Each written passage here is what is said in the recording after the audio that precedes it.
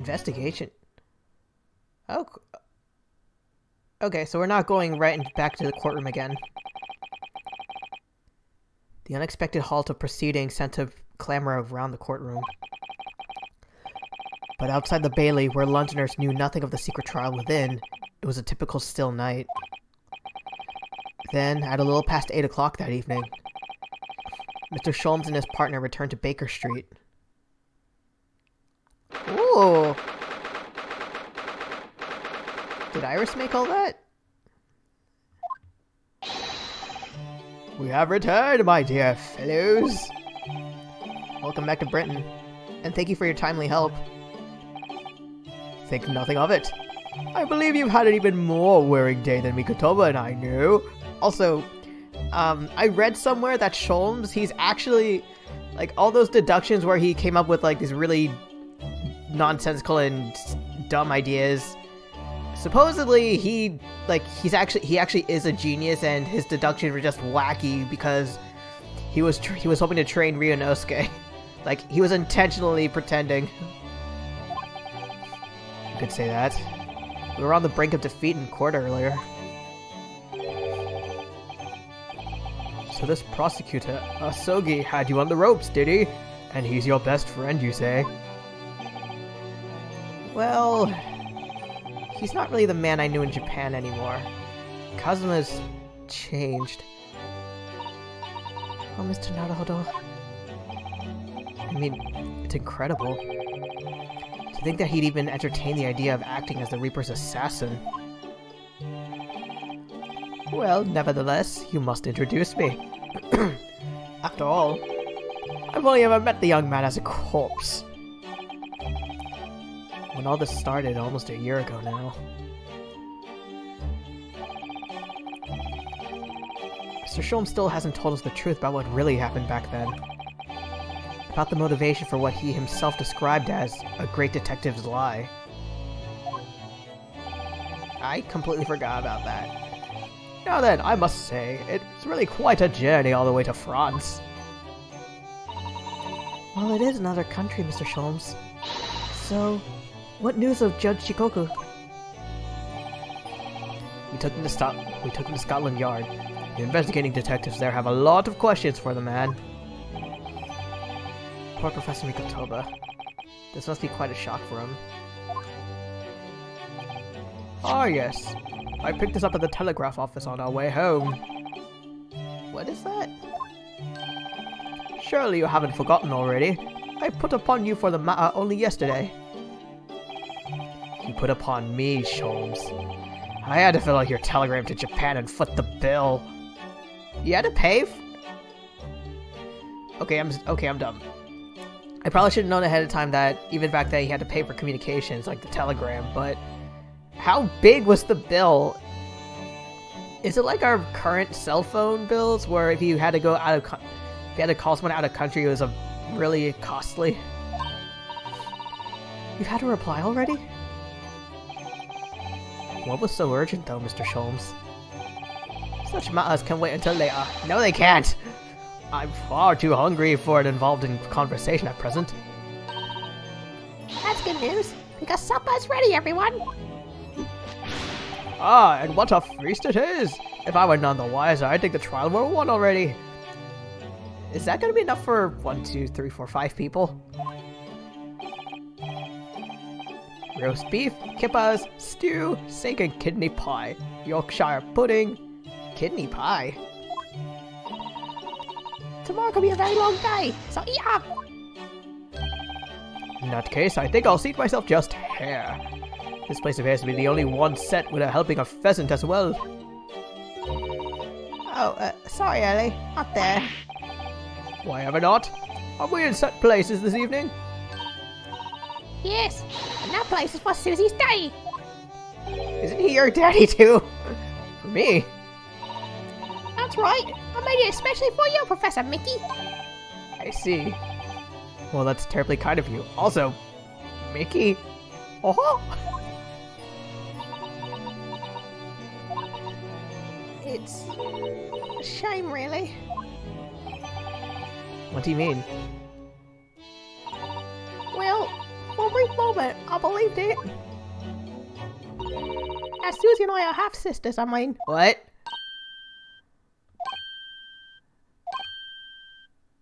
They're not? Iris, do you mean... Yes, I know now. I overheard yesterday. I secretly listened to the conversation you had after I tricked you all into thinking I left. Oh, dang, I thought she was always there. What? The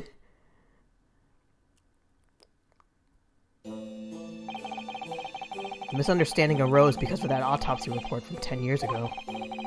But actually, it turned out that neither Dr. Wilson nor Professor Mikotoba are Iris's father. Is she an orphan? Yes, about that, Iris. You know, I know. You can't tell me at the moment. Oh, Iris. The best is, by the way, of an apology. I'm sorry for eavesdropping. No. Sorry, ever since she called it Professor Mickey, it's like Mickey Mouse voice. Even though I can't really do a good Mickey Mouse impression. Oh, no, that's quite alright. Then why don't I get an apologetic pheasant?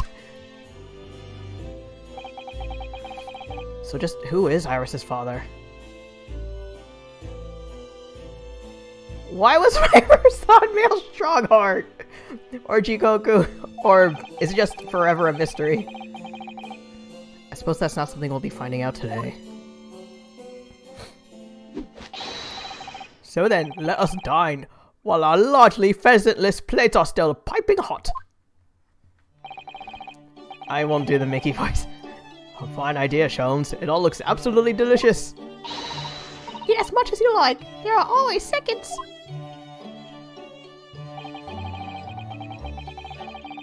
Kidney pie, though. I've never heard of that. Is it good? Or maybe I could try looking up a recipe if the US has ingredients for it. This could be our last chance to ask questions before tomorrow's trial. About the telegram from Japan and about Kazuma. I can't let this opportunity slip away.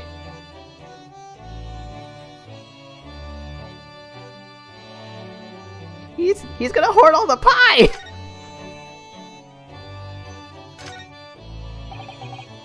Roast beef, kippers. Kipper? Is it kind of fish? Because last I heard the word kipper, it was the name of a fish character. Stew, steak, kidney pie, Yorkshire pudding. It all looks mouthwateringly good. Indeed it does. And if it were accompanied by even a morsel of pheasant, it would be perfection. Isn't that big bird there, pheasant? You're still on that? Speaking of, I don't think I've ever tried pheasant before. Is it... I imagine it's similar to chicken? It really does look like a feast for celebrating a victory in court. Or indeed, for drowning one's sorrows after defeat. Don't jinx it! I hope you weren't referring to the trial tomorrow. He's clearly still in mourning over the pheasant at the moment.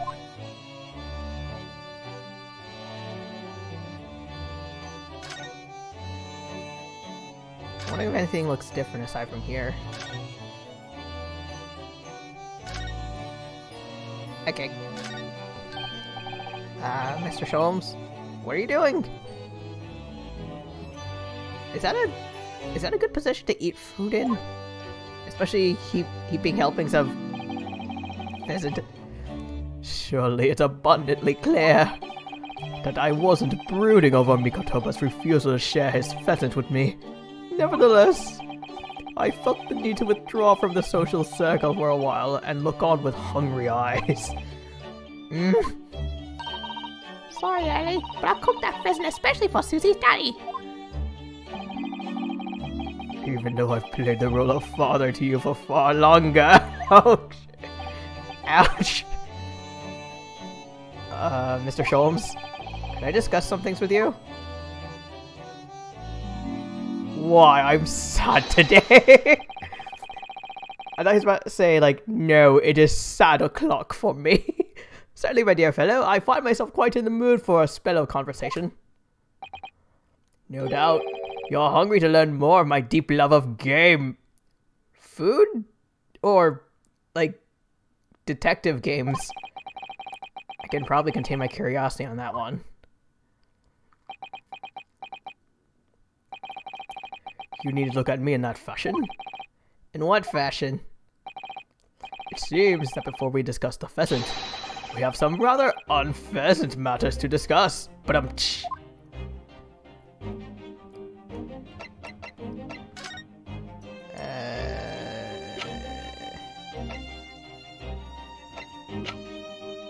wonder if I can... Am I looking at this? This is hardly the time, Mr. Naruto, as I'm sure you will appreciate. I just imagined, I know Ryunosuke doesn't have the sword anymore. It's like, hey Sholmes, look at this! Whips out the entire blade. Oh, no, of course not. My attention is entirely drawn to one single matter now. The pheasant. Anyone would think he hadn't eaten in weeks. Can I presume?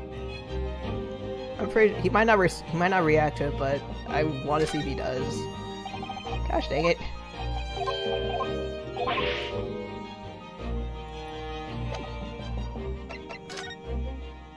Wrong button.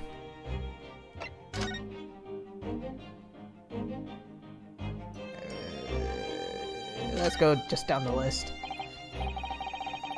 So what was in the telegram you received back in Japan? Ah, this? I thank my lucky stars it arrived on time. Record found as duplicated. Duplicate follows. Oh, he got a duplicate of the Morse code, the Japanese Morse code. Those 4 names. We've come across that exact same list before. I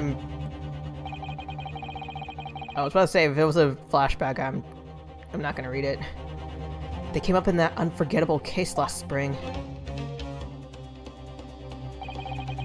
What appeared to be a simple case of aggravated murder turned out to be masking monumental intrigue. A plot that involved the sale of British governmental secrets to foreign states. And exposing the means by which those secrets were being leaked, we deciphered a fragment of a message. Kazuma Sogi, Asa Shin, Tobias Gregson, and... Why did I say Greg Wilson? John H. Wilson. But we didn't find the names out until the case was over, and we never did get to the bottom of what they meant. All we knew was that the information had been sent by somebody in the British government to somebody in Japan. Chikoku? Why are the names coming up again now? Yes, where did the senders of your telegram discover them? I have here the message I had wired yesterday. Allow me to read it to you. Enter Judge Chikoku's office undetected and investigate telegram records. Expect to find communication from Britain dated 1 year ago. List of 4 names. Need by tomorrow. Naruto. Wait, you made that message under my name? I sent it to a detective I know who specializes in clandestine missions of this nature.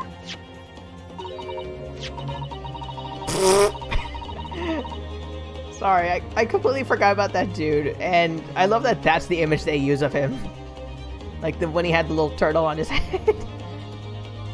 Also, I just imagined getting into Jikoku's office unsuspected. Just imagine Hosonaga going to the office and just going, "Hello, housekeeping," just, like dressed up as a maid. And in my name? I wonder what guise he opted for this time. Please be a maid. My dear fellows, it was a matter of great urgency, you understand? Anyway, the list of names was found in Seishiro's office, as Sholmes predicted. So you mean That mysterious collection of names that was sent from Britain to Japan. It was sent to Judge Kikoku. He was the intended recipient.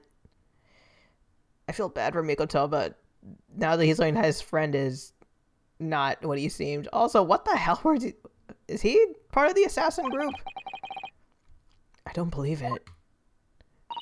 Like, three of those, like, on the list, 3 of the people are dead now, and one of them came back from the grave. But that doesn't answer the question of what the list of names actually signifies. Do you know? I did formulate a hypothesis about that.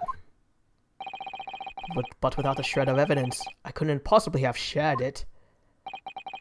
Mr. Sholmes, do I have that list in... Damn it. Looks deadly serious for once. Thank you!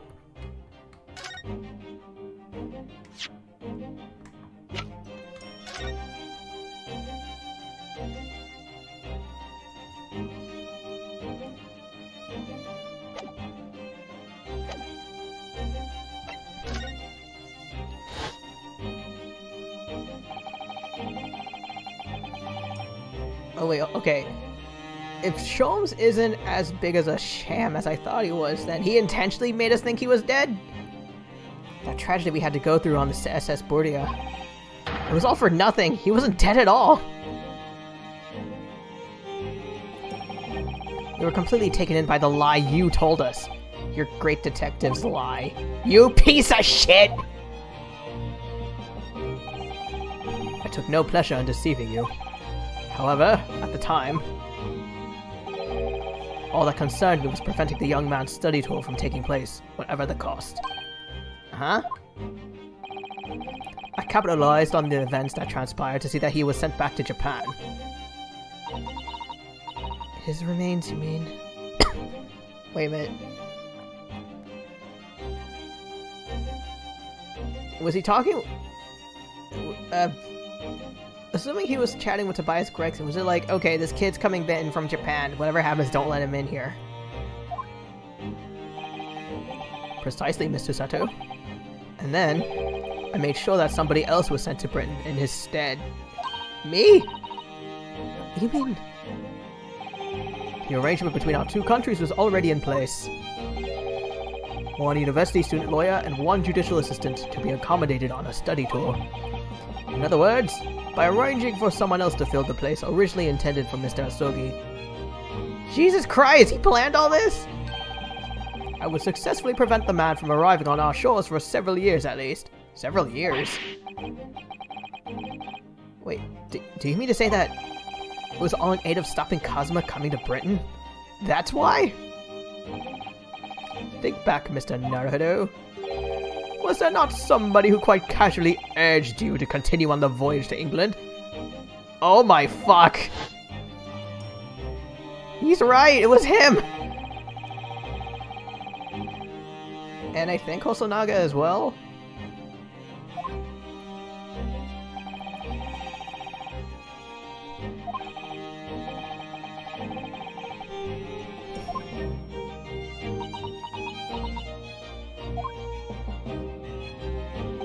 Oh, it was him, okay.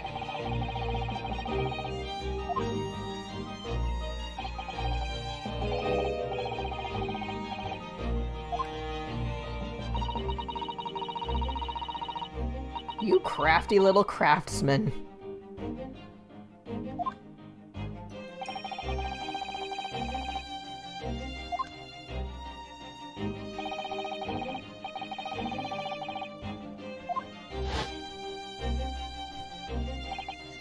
So, you manipulated me? I've often remarked on the extraordinary lengths to which friendship will drive a man. I was quite sure that you would rise to the challenge for your late friend. God damn! What kind of psychological... I don't believe it. But it was all contrived. I mean, what happened was treated by the authorities as murder. A woman was mistakenly arrested as the perpetrator. What do you suppose became of her? Oh shit, yeah. Naturally, I didn't allow the misapprehension to have any serious repercussions. I subsequently explained everything and assisted the unfortunate soul in finding the foreign refuge she sought. I seem to remember Mrs. Sato and I had some rather strong words for her. You made us yell at her for nothing!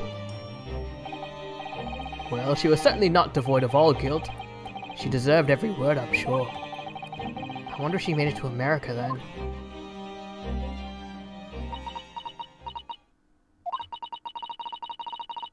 Throw him for me! Sato, throw him! I'm afraid I simply cannot comprehend it. Why would you go to such lengths, Mr. Sholmes? Why were you so determined to stop Kazuma-sama from reaching Britain? Throw him, please! The truth is, 12 months ago, aka a year ago, there was already a very tangible omen of impending tragedy, you see. What? An omen that, at this very moment in time, is close at hand. Omen of all these tragic events that already existed a year ago. Is close at hand? We need to find out exactly what he means. Tell me more!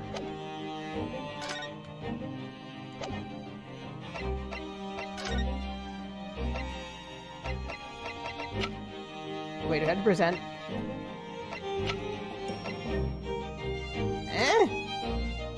Damn it.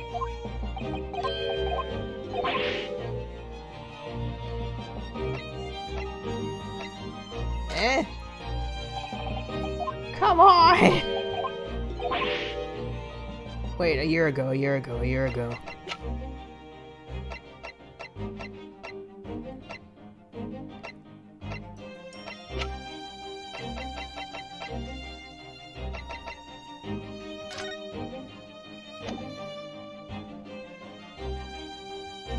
Wait, that was 10?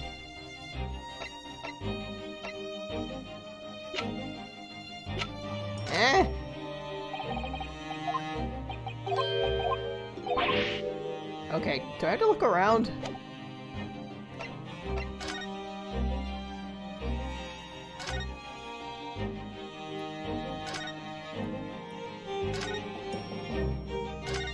I had to examine the bird.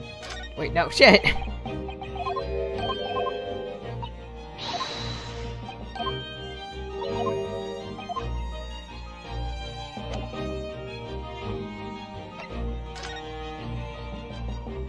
My brain is fried. There we go. There was no doubt for room with your instructions in this telegram, Mr. Sholmes. You were very clear that it was Judge Shikoku's office that could be searched, so... I don't know why, but Judge Shikoku is really throwing me for a loop, just saying it. You obviously knew that's where the list of names would be found. Can I just call him Hellman for short? Or Judge Hellman? Kyosugi A. Shin, T. Gregson, J. Wilson. But we only learned of those names, 4 names, just over 6 months ago. And only because they appeared as part of the top-secret government communications that were leaked. That's true, yes. But at the time, you were unaware of the background. You see, those 4 names were wired to Japan. Around 6 months before that. Approximately this time last year, in fact. When you were both still in Japan. Really?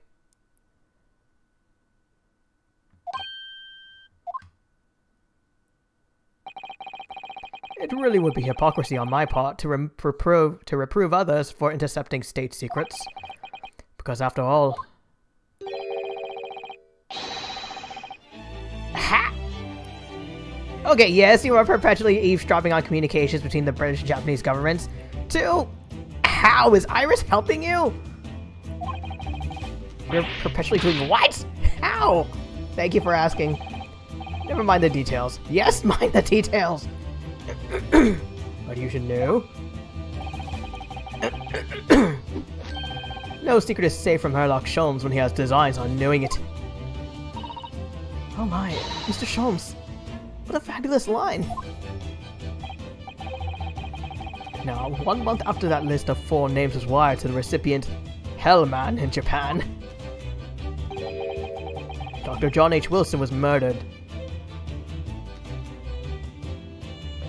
Oh, wait, were Jikoku and Asashine / Giselle Brett, were they in cahoots? As soon as I learnt of the incident, a hypothesis rapidly took shape in my mind. As it turned out, I was partly correct, and partly mistaken. Were you...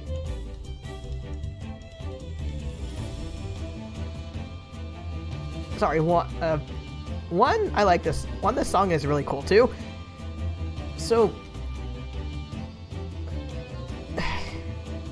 Asashine in the murder of John H. Wilson and Asashine being killed, were all those... Is there some sort of government conspiracy that interconnects all of that, or could one of them just be a fluke?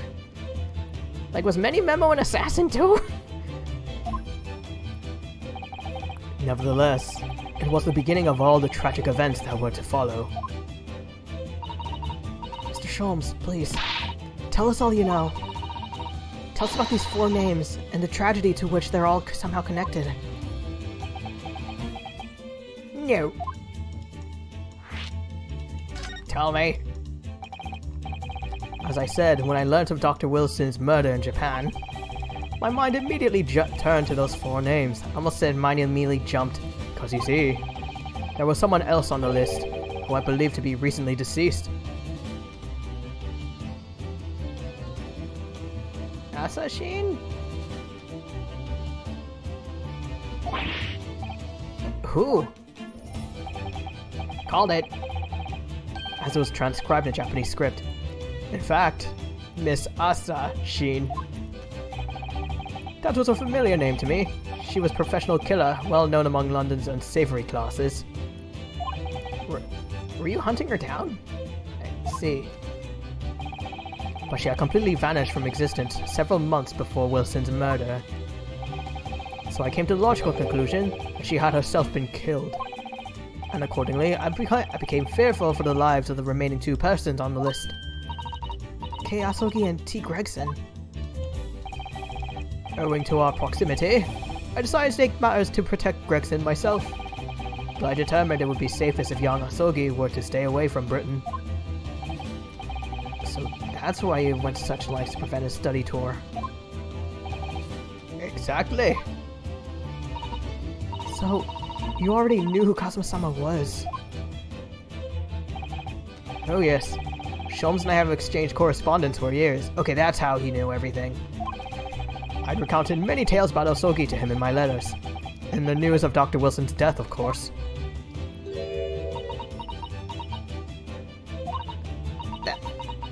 Dr. Wilson is dead then. Also, the food's getting cold. Or are we all talking over food, like just stuffing our faces with pie? I didn't know. Shit. I know he wasn't my daddy, but still, that's very sad. I'm so sorry, Iris. We knew the significance of the name, obviously, but we just couldn't bring ourselves to tell you. No. But what you just told us, Mr. Sholmes, it doesn't completely tie in with the facts. There's one big hole in your hypothesis. A big hole, Mr. Naruhodo? Ah, yes. You mean about Asashine, I presume? Of course. Exactly. She wasn't killed, was she? She was later. She was in Japan, posing as a visiting student under the assumed name of Giselle Brett. I'm glad you're keeping up, my dear fellow. But I only became aware of that fact 2 days ago, in the foyer of the Great Waterloo Hotel. Ikatoba, is there a reason you didn't tell him? Unless the telegram is extremely limited. Or maybe not limited, but they had to... Maybe the message could have been intercepted and they can only share it face to face? And upon hearing that startling revelation, the hypothesis that I had formed surrounding those 4 names was completely turned topsy-turvy. Topsy?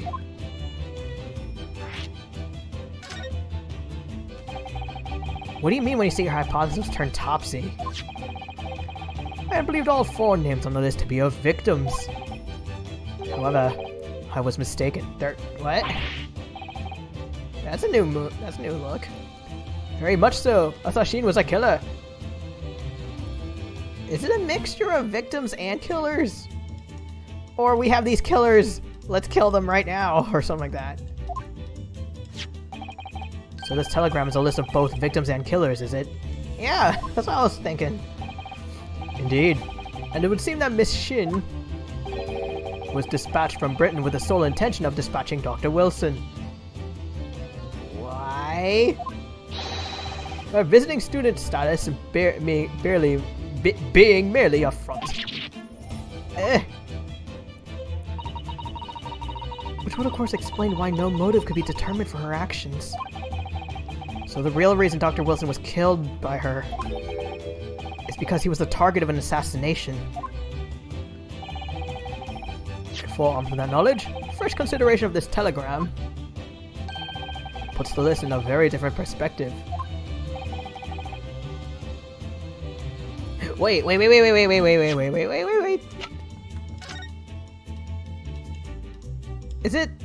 Was the plan to make the first 2 names the killers and the last 2 names the victims?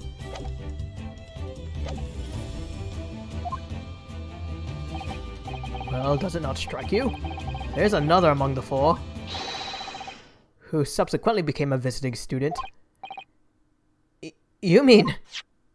But of course, a name you know only too well. You mean Kazuma? He did say in court earlier today.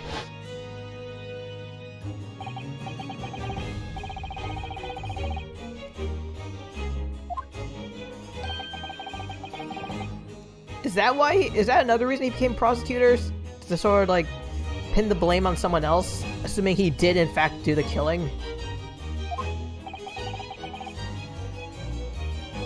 Also, I just noticed Strongheart's chair, it looks different. Like, I fairly recall the original judge chair was red. This one's black. And the mission was.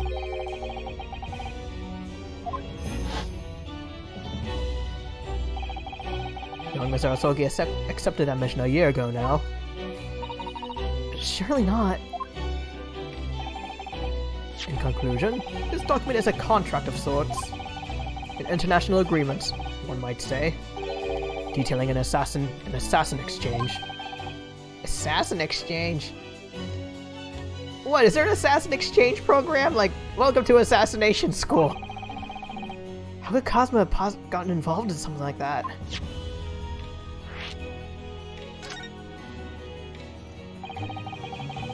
How many layers? Let's assume that we have 2 parties, each wishing to dispose of a distinct individual. Why though? Those 2 parties then make a contract to swap their respective assassination targets. That would be an assassin exchange. So to begin with, the British assassin is dispatched as a visiting student to Japan, where she kills her target. And then the Japanese assassin is dispatched as a visiting student to Britain, in order to eliminate his target. Wow. Also, this makes me wonder,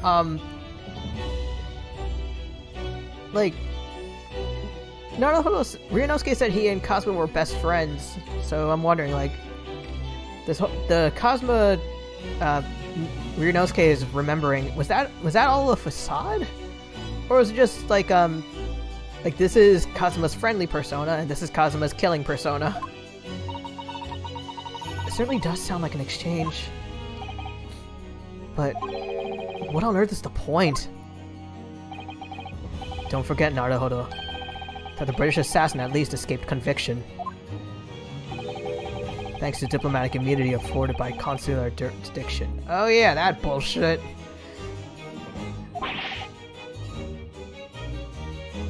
Wait, it makes sense now. It's like, okay, she's found guilty of murder, but Wait, we can't let our assassin get caught. We'll take her off your hands. Such jurisdiction should be null and void under the terms of the new treaty between our two countries. So the fact that it was brought into play suggests intervention at the very highest levels. God damn. These murders were two sides of the same coin, linked not by a common motive, but by contractual agreement.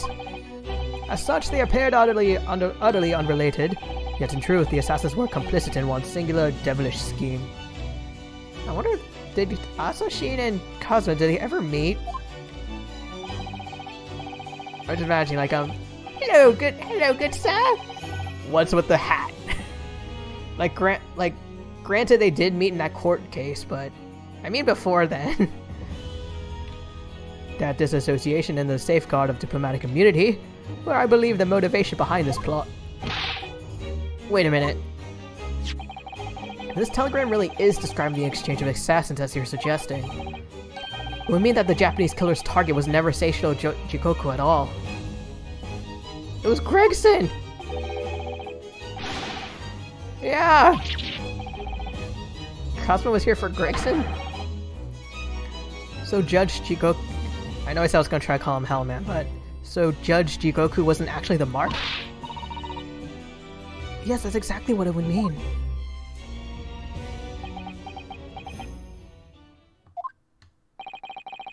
I hold myself personally responsible for failing to keep the inspector safe. Mr. Sholmes. I told him of my fears and implored him to seek a transfer to an overseas position. Is that what? Oh my god. Like, earlier in the game, he said that he was going to transfer to France and take Gina with him. It was implied that it was to avoid, like, the Reaper curse, but now there's a whole new meaning to it. Obviously, with the young pickpocket in tow. Gina. Come to think of it, Inspector Gregson did mention that to us at the Great Exhibition. Like I said! That he'd be transferring to the Paris police and taking Gina with him.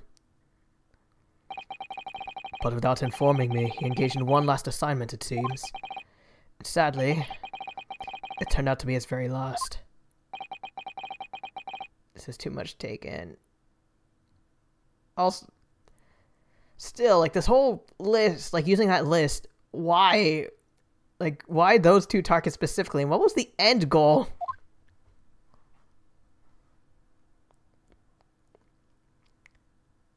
Our food's cold! Alright, everyone, that's quite enough of all that serious talk for one day. Isn't it early? I mean, look at the time! It's 4 AM! Quite right, Iris. We must conclude our preparations for tomorrow. What preparations? Breakfast? Via pheasant? I think I shall make my way back to my hotel room. It has certainly been a night to remember. It is a little bit sad, though.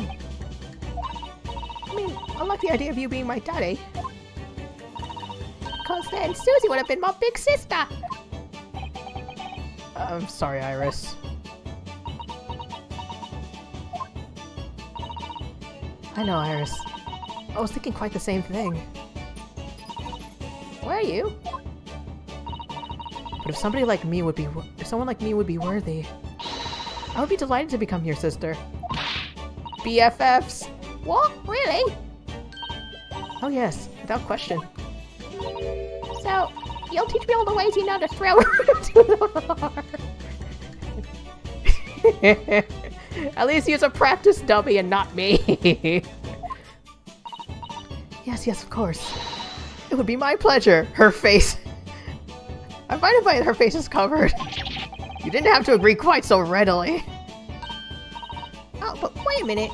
If Susie's going to be my big sister, you can be my big brother if you want, Runo. Huh? Are you gonna start calling me Oni-chan? If you'll have me, I'll gladly be your brother. Well done, Iris. We must always be mindful of feelings. I've raised you so well. Because being sensitive is your strong suit, huh?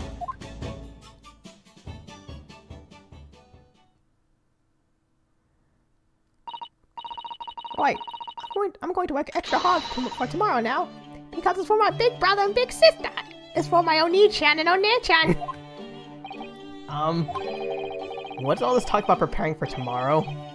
Preparing what? The trial? Hee. You'll just have to wait and see. No! If you have information I need for the court, tell me! Good luck in court tomorrow. I'm expecting a sterling performance. I'll do my best, of course.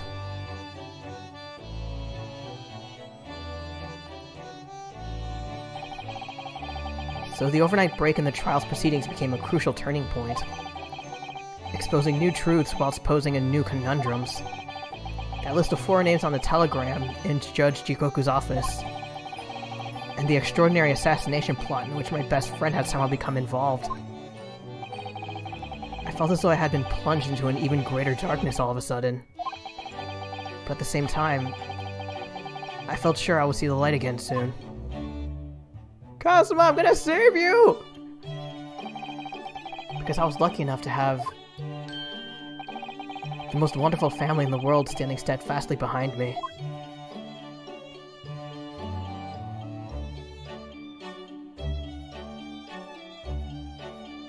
That was it!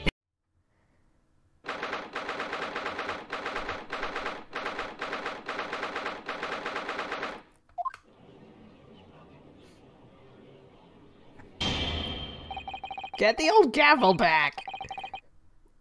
Also, still gonna do the old judge voice. Before we begin today, I have a brief announcement. As with the closed trial 10 years ago, some astonishing facts have come to light in these proceedings.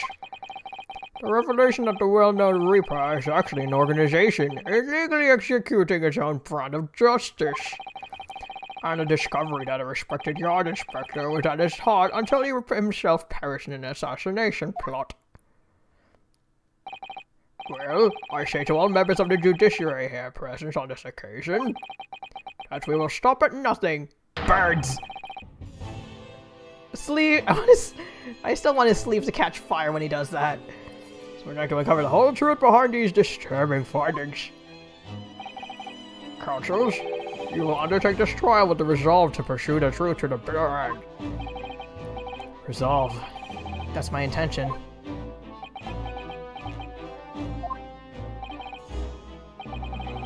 My lord, if I may inquire. The defendant may speak. On what grounds is Kazuma Soki permitted to continue his role as prosecutor? Fuck you, that's why! He has admitted to colluding with the victim in a plot to assassinate an innocent man. He shouldn't be enjoying the privilege of freedom, let alone be leading the prosecution. I submitted a written petition to Lord Strongheart. Dear Strongheart, please let me be prosecutor. Requesting that judgment of my transgressions be delayed by 1 day. He did what? In today's proceedings, I intend to expose everything.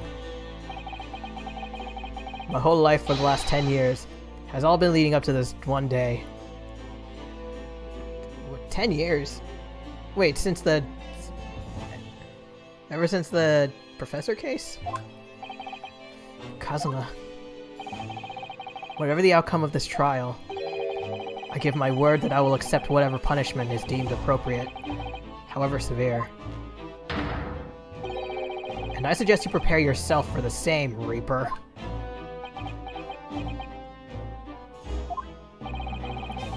Kazuma's bristling with hostility today. I get the distinct impression we're heading into very dangerous territory. This whole case is dangerous territory! Is that really even Kazuma-sama standing before us? As an extreme exception to normal practices, I have granted this prosecutor's request. The defense finds it acceptable, I presume. Yes, my lord. In that case, in the name of Her Majesty the Queen, hereby declare this court to be in session. Resume the closed hearing. Fire! A Barrack von Jakes. The defense is ready, my lord. The prosecution is more than ready. Very well then. This preamble has taken long enough. Prosecutor Ashogi, begin! As you wish, my lord. The prosecution calls the first witness to the stand. Bring Seishiro Jikoku to the courtroom. Oh, it's so weird. It's gonna be weird seeing a judge in the witness stand. Also, I'm curious as to what his animations are going to be. You've reached the final battle. He's putting literally everything on the line now in order to get to the truth.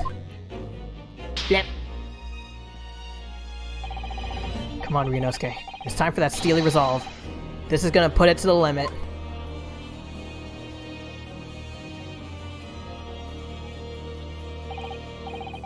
Witness, state your name and occupation for the court. Screw it, I'm gonna get the judge voice too. So was there issue this, was it? Your subpoena? I did what was necessary. Blah, blah, blah, blah. Well, look what a young man has become. I didn't think I'd see you again when you take that turn with me, I must say. The witness was sure. Sorry, just like I just imagine like Ryunosuke and everyone else in the courtroom, and all they just hear is like blah blah blah blah blah blah back and forth. The witness will ensure his responses are pertinent to the questions asked. No. My name is Seishiro Jikoku, Supreme Court Judge from the Empire of Japan. 16 years ago, this man came to London as a visiting student. 6 years later, he returned. As well as presiding over the Supreme Court, he is also currently Japan's Minister of Foreign Affairs. I am of course fully aware of Mr. Jikoku and his preeminent roles. I invited him personally to International Forensic Science International Forensic Science Fair as a representative of his country. I hear he also played a key role in the conclusion of the Anglo-Japanese Treaty of Friendship and Navigation. It was a great honor to be involved in the negotiations. I put my all into that treaty. Judge Jikoku, I must ask. Well, I never. Fancy the young murderer, what? I was innocent, you dick! Yeah, you could be yourself! And now I'm a practicing defense lawyer. Yes, and full of self-importance like your friend across the courtroom, I see. This is not the time to throw shade! You came here to London by invitation to the International Forensic Science Symposium. Then, without informing anyone of your plans, you took flight to France. Took flight? I have to object to that turn of phrase. Then explain yourself. What exactly were the circumstances? Fuck you, that's what they were. Well, I was somewhat expecting this, and I'm sorry to say. I decline to comment. What? Leaving the country prematurely without an invited guest may be questionable etiquette. But my decision is unrelated to this case. I can't be bound to testify. Unrelated, you say? That just makes you more suspicious. I appreciate that a respected police inspector has been killed, for which I offer my condolences. However, being an alien, I have obviously never met the man, nor do I know the first thing about him. As such, I'm in no position to testify. It's as simple as that. So you would run from all this? Call him out! Thank you! I beg your pardon? This case is more far-reaching than the murder of Inspector Gregson. It has ties to another murder. A case that was tried in Japan almost a year ago now. A year ago in Japan. The murder of Dr. John H. Wilson? Heck yeah, that's right. And you, Judge Jikoku, are at the heart of both cases. The defense has evidence to prove it. Why are you... Why do I get the feeling like I reveal the Morse code and he's gonna be like, oh, that's fake? Well, Ryunosuke, I see from the look in your eyes that you're resolved to carry this through to the very end.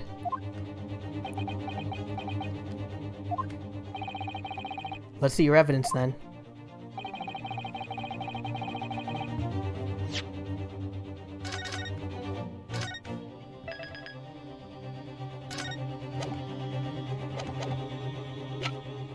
It has to be, right? Take that! This is a telegram detailing a communication sent between Britain and Japan approximately 1 year ago. The communication contained 4 names: K. Asogi, A. Shin, T. Gregson, and J. Wilson. Oh, he mad! You little shit! Oh! Where did you get that? In Tokyo. From your office, Judge Shikoku. Ha ha! How on earth did you? What's this all about? Why is my name on that list? This list is of 4 names following a certain pattern. T. Gregson and J. Wilson are the names of victims. K. Asogi and A. Shin are the names of assassins. Yeah, sorry, man. Unless there's another K. Asogi walking around like you have a twin brother named Kenji? I don't know any... I can't think of any names off the top of my head. A year ago in Tokyo, Dr. John H. Wilson's life was taken in a Western-style restaurant in the capital. This bitch! The culprit was found to be a visiting student who went by the name of Giselle Brett. But her real name was Asa Shin, a professional killer sent on a mission to kill from Great Britain. A. Shin and her victim, J. Wilson. And the murder that just took place here in London was the counterpart to that crime. An assassin from Japan, also a visiting student, Kazuma Asogi, whose victim was the British police inspector Tobias Gregson. K. Asogi and T. Gregson. One assassin from each country to kill a target residing in the other. Now that I think about it, was there a time limit on that? Was it like, okay, we're sending you this list and we want you to kill this dude in 1 week. And since it took almost a year, what did they say? Like, sorry, but you killed him too late. Null and void, bye. What exactly is the French suggesting? You're suspicious! That's what I'm suggesting! These 2 cases of murder, one that took place in Britain and one in Japan, were masterminded by a pair of individuals from each country as a form of an assassination exchange. And the telegram the defense has acquired is proof of his international contract to kill. What? You didn't know this? The telegram was found in your office, Judge Chikoku. In other words, the mastermind in Japan was you. I'm stroking my beard evenly. Judge Chikoku? What's this all about? No comment. And you, Kazuma. You lied. You lying liar! During yesterday's proceedings, you acknowledged that you had accepted the assassination mission. But the mark wasn't Judge Chikoku at all. It was T. Gregson, Detective Inspector of Scotland Yard, as shown by the name on the killing contract. Very impressive, Ryunosuke. Off topic, your eyelashes... Whoever did your makeup, 10 out of 10. But actually, I didn't lie. What?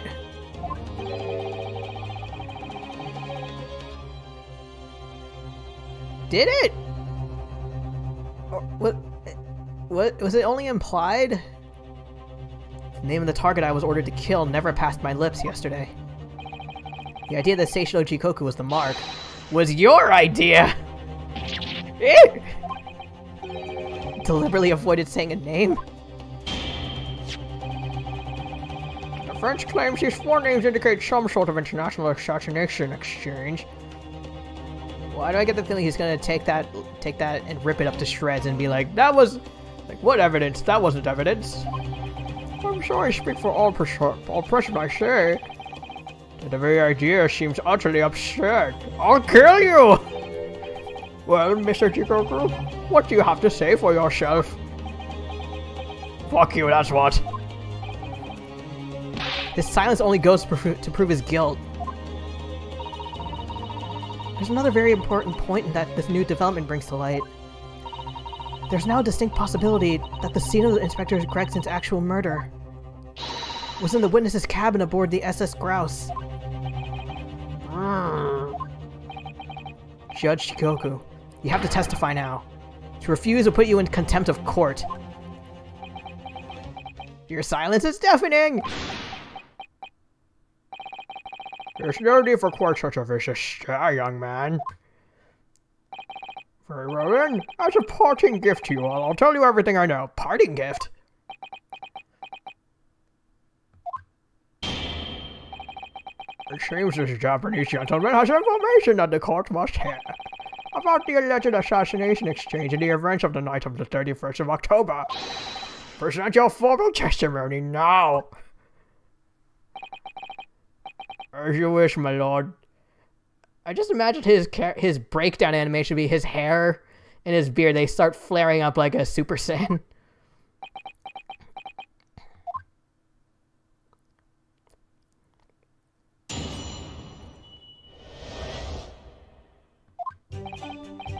It's true that Cosmo Shogi was signed the assassination mission 1 year ago.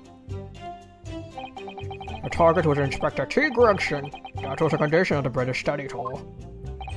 However, in the end, something happened that meant the young man was unable to carry out his mission. On the evening in question, a member of the crew was on duty outside my cabin at all times. If there had been a shot fired, the crewman would have heard it, so clearly I can't be involved.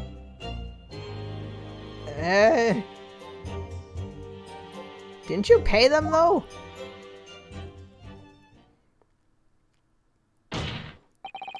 So you admit it.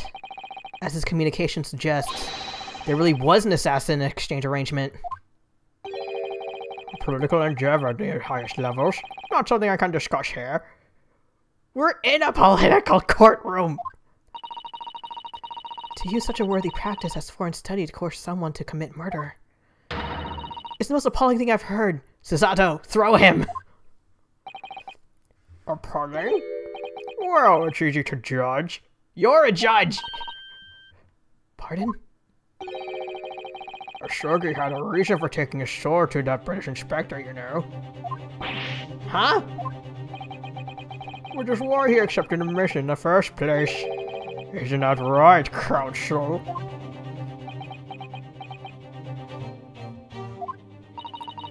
Kazuma-sama?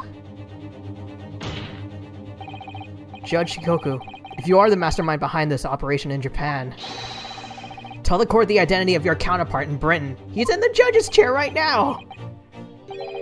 I'm not obliged to divulge that information. Do you want to look worse? Because you're doing it. As I said yesterday, I've killed nobody. I freely admit that I accepted the mission, but on the night the plan was to be executed, I backed out. In short, this assassin exchange that the defense has identified is unrelated to the events of this case. The crucial point is this. The police inspector can't have perished aboard the steamship in Dunkirk. Because if he shot in the cabin, it's inconceivable that a member of the crew wouldn't have heard it. You paid the crew. Sholmes, he found one of the dudes with money in his pocket. Money that came from you. That's right. Gregson was killed after returning to London, in the room on Fresno Street. Also, the ship has maybe a freezer somewhere, because they had ice cubes. And the perpetrator of the crime was the Reaper, Barrick Van Zeeks. Prosecution's accusation remains unchanged.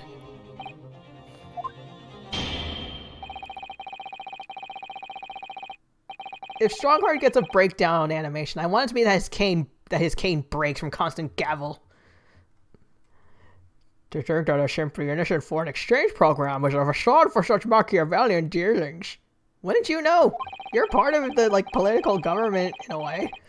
Clearly it's a plot only a government minister and high-ranking judge such as the witness could hope to execute. High-ranking judge? Do you mean yourself? Well, I suppose you think that it was something on the British side who controlled everything. Are you flirting with me? Be that as it may, it is not the place of this court to pursue this villainous exchange plot. We are concerned only with the tangible evidence pertaining to the murder of Inspector Gregson. Is the defense clear on that point?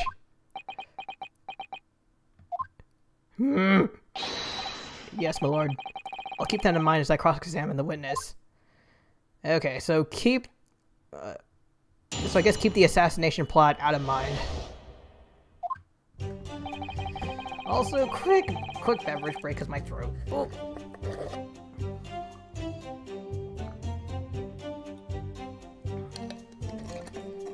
I get the feeling this might be the very last playthrough of this case, or slash game, and if it is, this little stream session might go way later than usual. Unless there's a to be continued in between.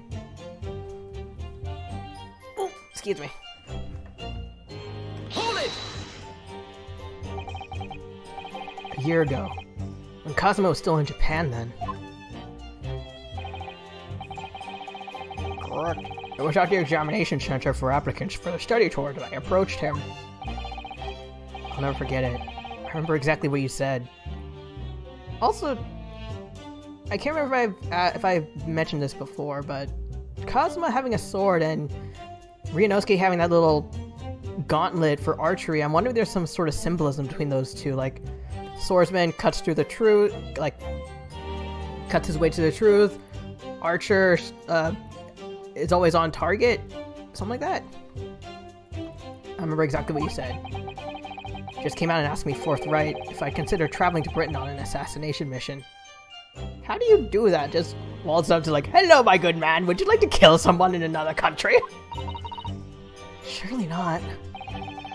I thought it was a joke at first, but then it was made clear to me that if I didn't accept, I wouldn't be considered for the study tour.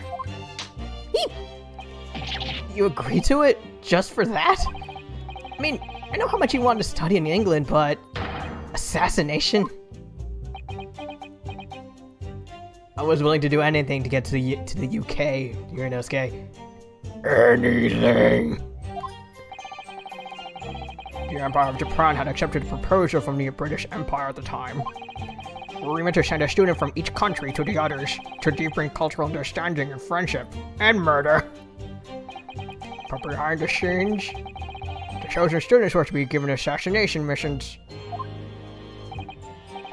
I had no choice but to accept a proposal that originated from my British counterpart. Why? Why didn't you expose the plot then and there? Wait, I imagine if he did, that would have thrown that whole treaty into like a frenzy. Maybe like, wait, Britain wants to do what? Quick, wage war! Maybe?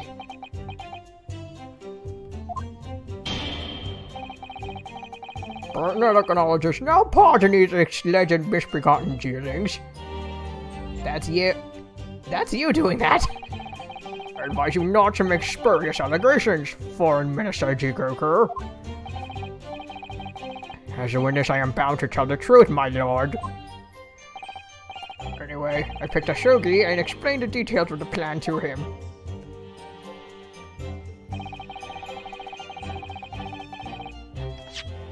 Not presenting, but wait. Damn it. Hold it!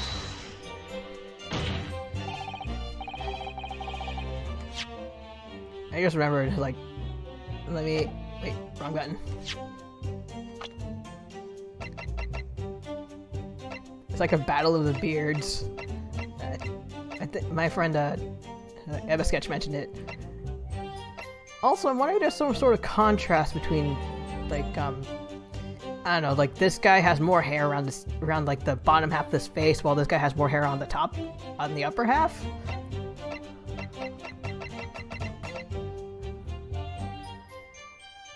Also, like, I don't know, how funny would it be if, like, during the localization team, they had Seishiro Jikoku and this guy would be Samuel or Satan Hellman, which would have been a dead giveaway. Why did you pick Cosmo as the assassin? He was the most capable of all the applicants, and in addition, I knew his desire to travel to Britain was very strong.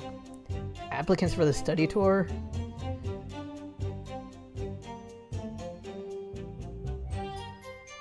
Okay, I'm assuming that you were accepting the applications, and it wasn't, you didn't write down, hey, like, wanted students for studying and murdering. I'm pretty sure you didn't include the murdering bit. You just looked over all the papers and maybe, like, wait, Kazuma has sword skills? Bring him in. In fact, it was almost more than a desire. It was his whole purpose in life. As his best friend, I can certainly attest to that. The way he threw himself into his studies, the way he pursued becoming qualified as a lawyer. It was all ultimately for that one single goal of being accepted on a study tour. And of course, we know the reason behind that. He was determined to find out for himself the truth about his father, Genshin Asogi. There's nothing I wouldn't have done to get here. My brain went to a horrible place. Like, there's nothing I wouldn't have done to get here. Do you know how many dicks I've sucked? I'm sorry.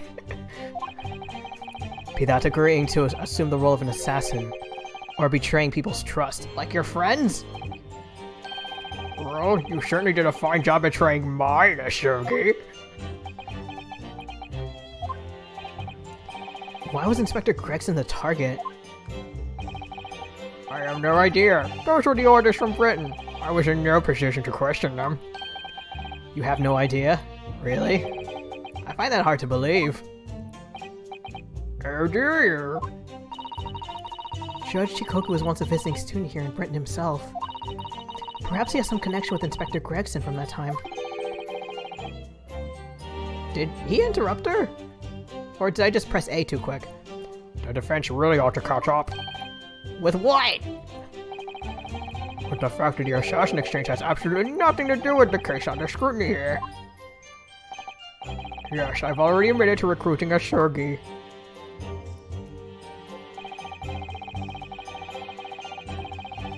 Hold it! I presume you're referring to the incident that occurred during Kazuma's passage to Britain in January. The awful tragedy that took place on the steamship. Where it arrived at... Excuse me. Word arrived at the ministry some 2 weeks after the ship's departure from our shores. The visiting student had been killed, but his body had somehow gone missing in Hong Kong. The news was wired to me from a detective I placed on the ship to accompany the assassin. Obviously, Kazuma didn't actually die at all. Also, did Hosonaga know about this? But he did lose his memory, including all details about his special mission.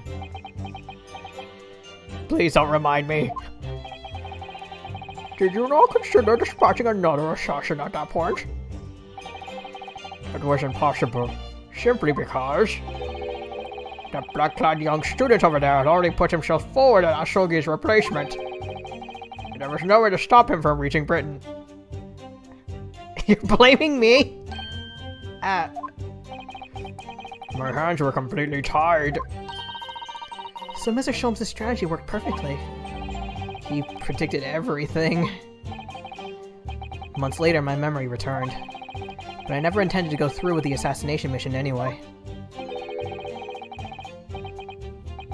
What if we're when he gets stressed out, he starts pulling hair from his beard, like he just rips off one of those brick-like structures from his beard.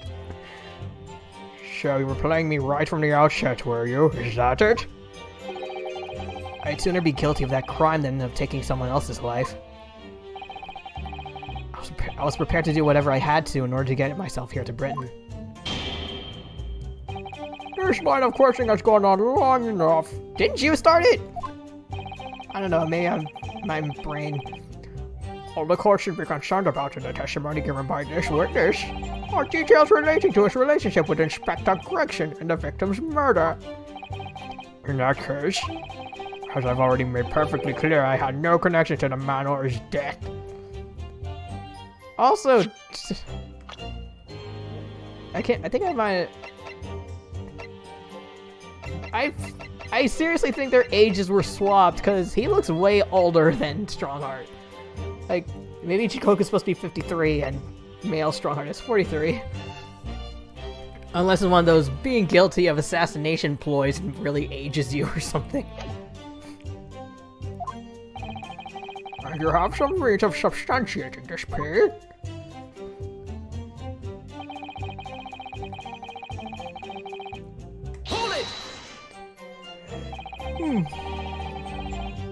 Outside your cabin in the first-class area of the SS Grouse, you mean? Yes, that's right. Not least because there was a murder of a student passenger earlier in the year, I imagine. The line operators have taken to posting a crewman outside every first-class cabin door. I can confirm the presence of the crewman guard myself. Was his name Chicken by any chance? What do you mean? Because I accompanied Inspector Gregson to Dunkirk that night. I witnessed it with my own eyes. Okay. There was a well-built crewman standing guard directly in front of the door. No mention of a name? Are you saying his name was Chicken? At that particular time, of course.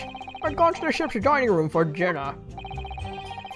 Oh wait, I'm getting the accents mixed up. The inspector and I asked the crewman to allow us into the cabin while we waited for Judge Shikoku's return. I suppose Inspector Gregson was there in his capacity as the Reaper. He was intending to take the witness's life. Exactly. As I've said numerous times now, I had no intention of killing anyone. So the crewman let two potential assassins into the cabin? Not the most convincing of sentries, really. Oh, look. Maybe we should get those other sentries, the ones that are a little mechanical, beep boop, and come with a southern countryman with a guitar that yells, "Sentry down!"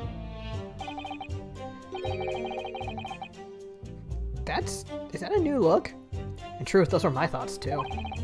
But anyway, I stayed to talk with Inspector Gregson for a short while. And then I left him there and made my way off to the ship alone. Was the guard still at the door? Yes. He glared at me as I walked past. You see? That proves it.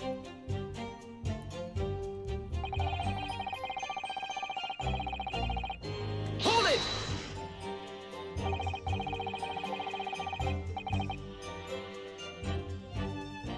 Wait, didn't they just say the crewman accompanied him? The crewman who was standing directly outside your cabin door. That's right. A muscular man with a permanent grim expression on his face. He didn't want to move from that spot. To be honest, I thought he was a miserable fellow. But as it happens, he's a vital witness now. There's no doubt that Gregson was killed by a gunshot. And it's inconceivable that a crewman standing just outside the cabin door wouldn't have heard that. Wait, what about the ship's enormous steam engines? The noise of them could have drowned out the sound of the gun. Sadly, young judicial assistant, that won't wash. Huh? You will recall that my cabin was in the first-class area of the ship, which is also, of course, the quietest. Don't imagine for a moment there's anything like steerage where the judicial assistants go, "Oh, you ass!" I didn't mean... But a hole like that made by a bullet was found in your cabin.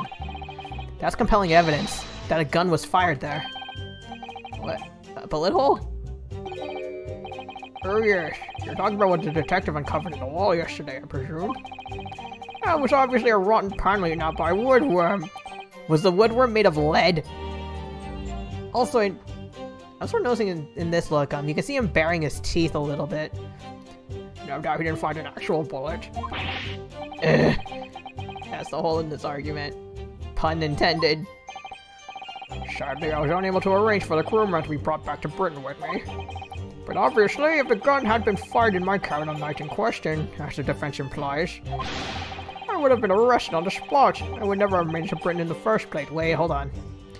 I remember his cabin, aside from the bullet hole in the wall, there was like this brass tube that you use for like calling, I guess for calling for help or something. The one in Jukoku's room, he stuffed it with some sort of sock or clothing.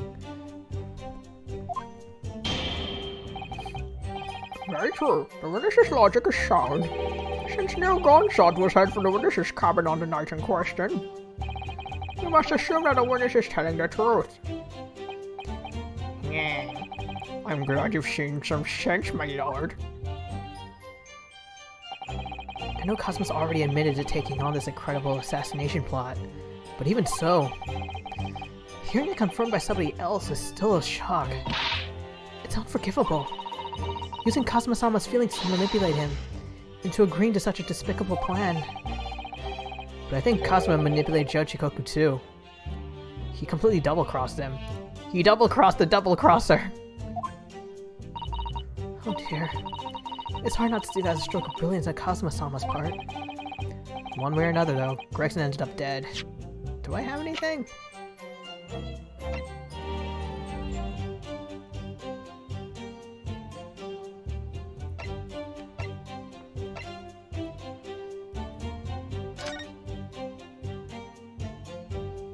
Departure port crew members are required to assemble on main deck.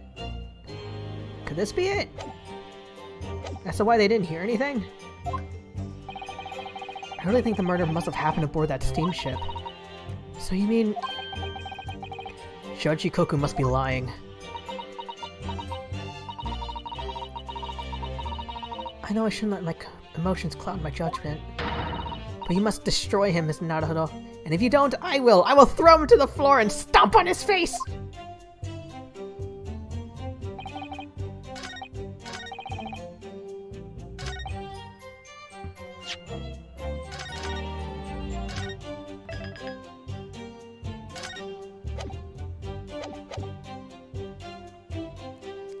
I have an idea. I'm not sure. Objection! Yay! Yes, as the court has heard, there was a crewman posted outside Judge Shikoku's cabin. However, we can't be sure that, contrary to witnesses' claim, the guard wasn't there at all times. Nani?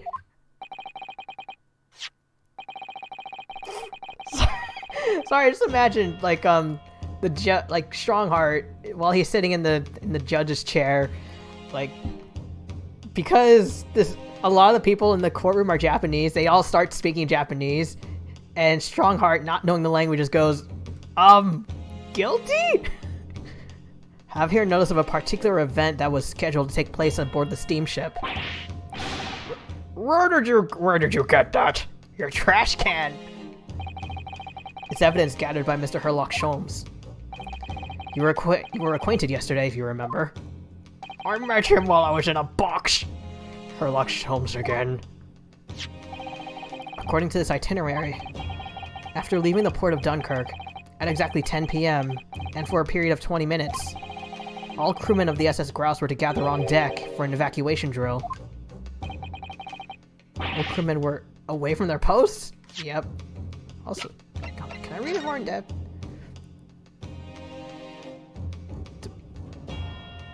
Sorry, I'm wondering if there was... For a sec, I was wondering if there was anything there like, passengers, please do not panic, or passengers, please remain in your cabins until the drill is completed, or something like that. And during that 20-minute interval, of course, any gunshots emanating from your cabin would have been heard by no one. Oh, he angry! In summary, Judge Shikoku, you had ample opportunity to commit the crime. Objection! A 20-minute window of opportunity. That's an excellent find, Ryunosuke. But it amounts to nothing. Why? Because the witness clearly stated in his testimony that no incident occurred in his cabin. Explain the bullet hole! Unless you have some decisive evidence that could show his testimony to be false. I think this is it.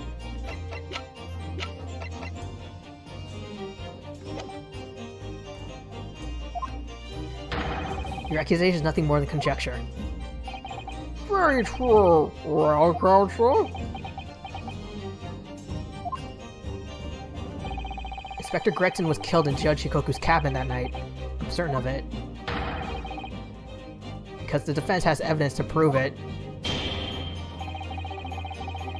We'll present the evidence for the defense at once, counsel. Let's just say I have a crown in my hand. Take that! Judge Shikoku, this was found in your cabin yesterday. What is that? The crown of a pocket watch?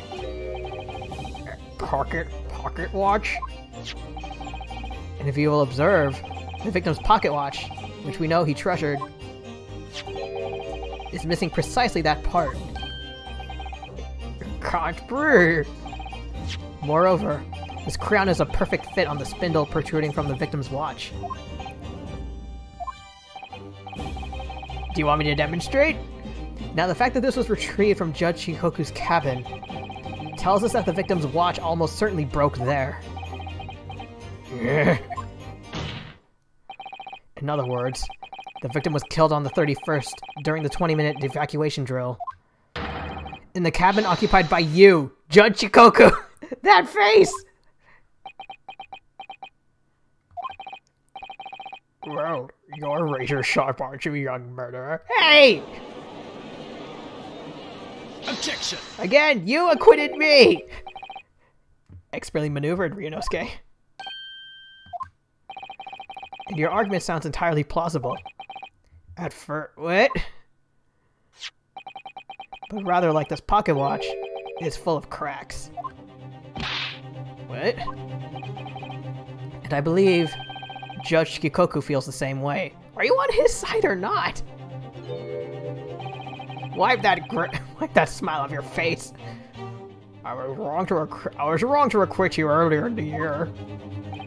Sorry? If I'd known it would result in having to listen to this drivel, I would have declared you guilty just to spare the world your ridiculous bombast.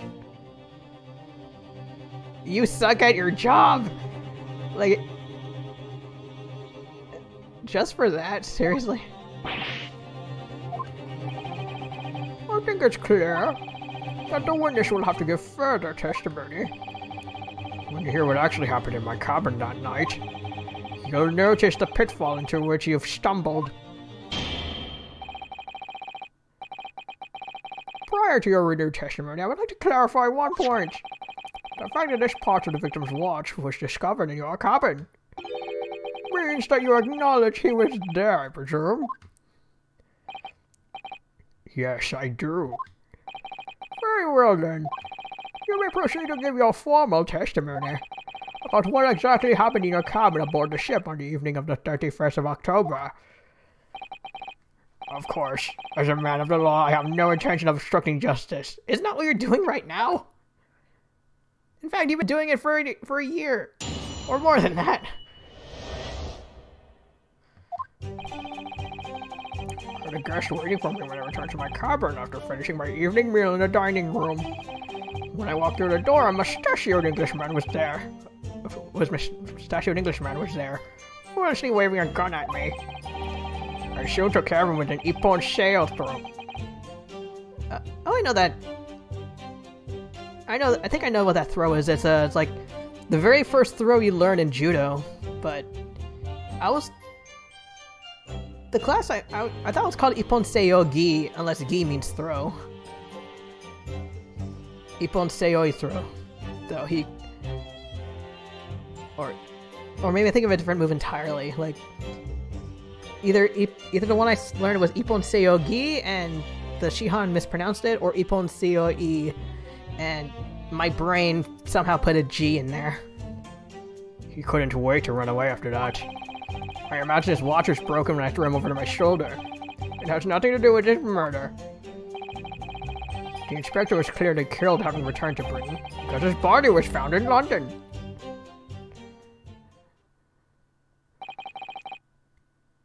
Ippon seiyo, a common jujitsu martial arts technique in my country. Wait, is it judo or jujitsu? Or maybe it's like... Maybe it's both? I was careful not to use too much force, but the man obviously landed too heavily for his watch to take. So, Ryunosuke Naruhodo, I imagine you can see the flaw in your logic now, can't you? What?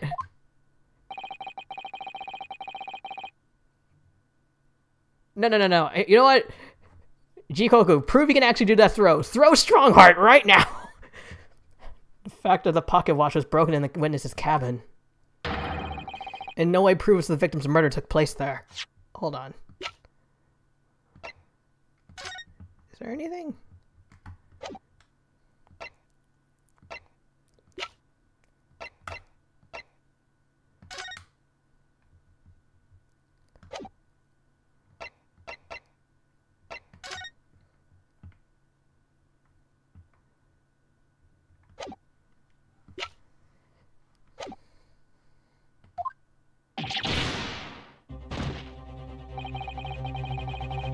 I've no doubt the inspector intended to kill me, but he didn't manage to pull the trigger. Yes, because he was merely a tactician, not the Reaper's hand of death. Well, this testimony appears to make perfect sense as far as I can tell. I have questions. Let me express my deep gratitude for your understanding, my lord. If his testimony holds, Judge Shikoku will be deemed to have no involvement. Well, counsel, I really see no reason to wasting precious time here on a cross-examination.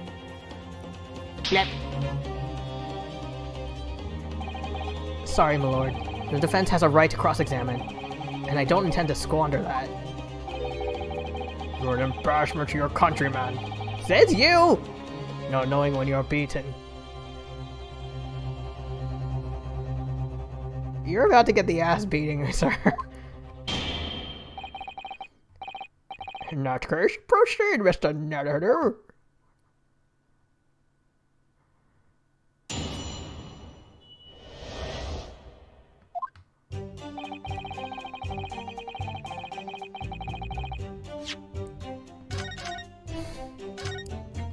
From the brief glimpse I had in my evidence, I don't have anything that can...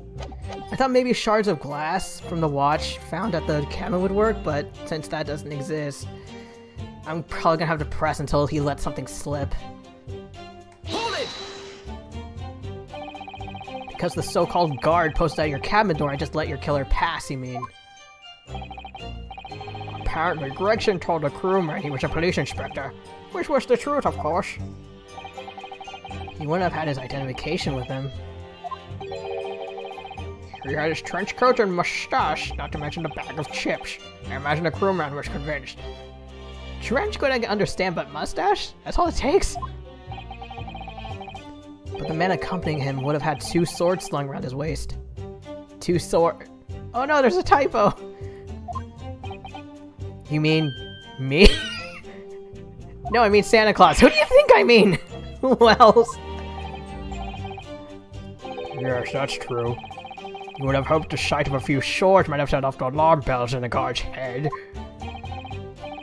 The point is, I left the cabin before his document returned, and I immediately disembarked the ship. I just imagined, like, on that steamship, he has the 2 swords, but because the crewmen are so beefy and burly, they're like, are those toothpicks? Certainly. All I can tell you is that only an inspector was waiting for me when I arrived back at my cabin. And you entered without any inkling of suspicion? That's right. None whatsoever.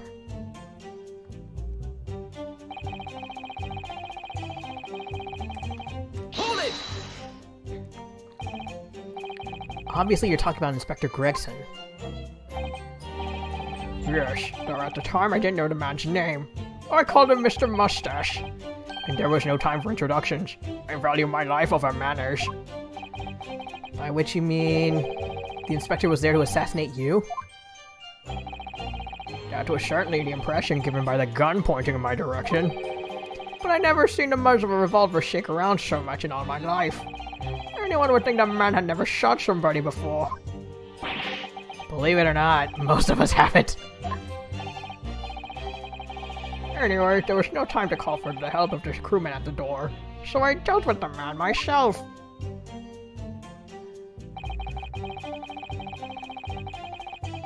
Seriously, prove you can do that throw right now. I volunteer Strongheart as... Hold it! Even though the man had a gun? That was a very brave move, wasn't it? Ha! My Ippon Seoi is far faster than a bullet, I can assure you. But surely all the commotion caused the crewmen to come in, didn't it? Yes, of course.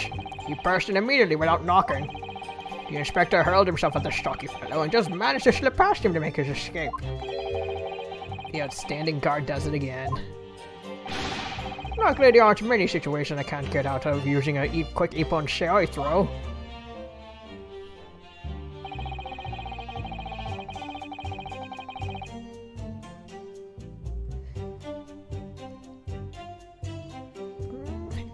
Get it. Hold up.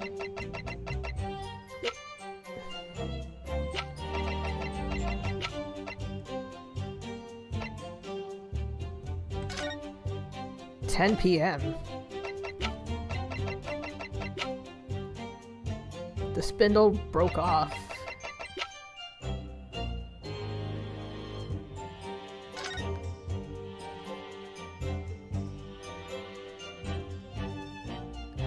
I was gonna say, wouldn't the timer be a... I was supposed to say, would the timer be a giveaway, but... I don't know, maybe the glass... maybe this isn't how, like...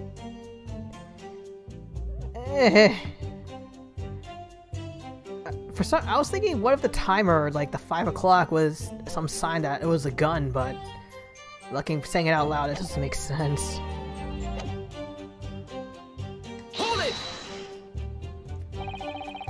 Crown snapped off and the glass covering the face of the watch was cracked. Preferable to the man's head being pulled off or his spine cracking, wouldn't you say? I think that's what you want. Not that the man was spared for long. A bullet to the chest soon saw to that. But the point is, the broken pocket watch doesn't prove that a murder took place. Absolutely not. All the watch proves is the power of my jujutsu throw. Whatever you say, it doesn't quite ring true that no shot was fired in that cabin. Because there was an obvious bullet hole in the wall. And don't give me that woodworm bullshit again. What are you talking about? Huh? That's what the star of your lowbrow detective stories told you, isn't it? Well, I don't care for such fiction. Haven't you worked it out yet, you little stripling? Stripling? No murder took place in my cabin.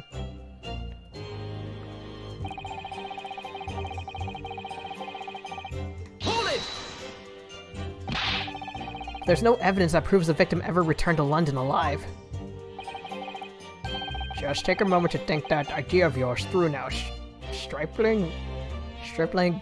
Eh. Can I just replace it with another word? What? And the inspector was killed on the steamship in France. How on earth could he have got back to Britain? When people die, they are killed. Sorry. I thought that's what he was going to say. When people die, their bodies remain at the same spot. It's a devil of a thing.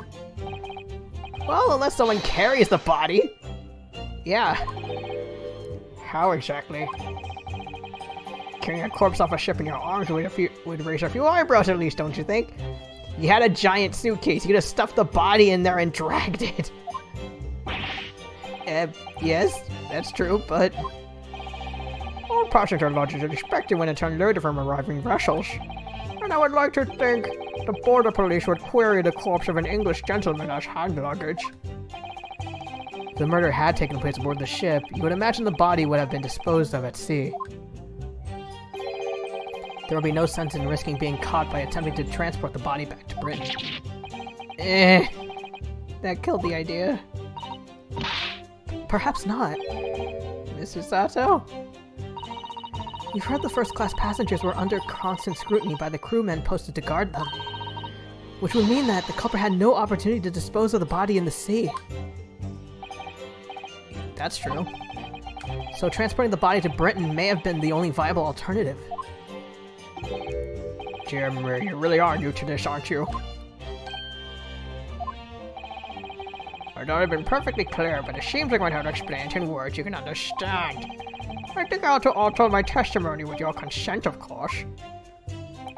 I have no objection. State your amended testimony now.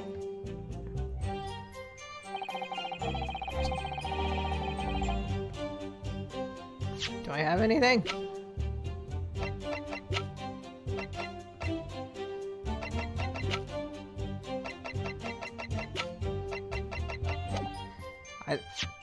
I was gonna see if I had some sort of luggage box. There's Gregson's, but I think it's too small. What am I saying? It is. It definitely is too small. Hold it! There's an idea. Think about it, Sonny. All passengers and crew disembarked at the same time and passed through the same checks at the harbor.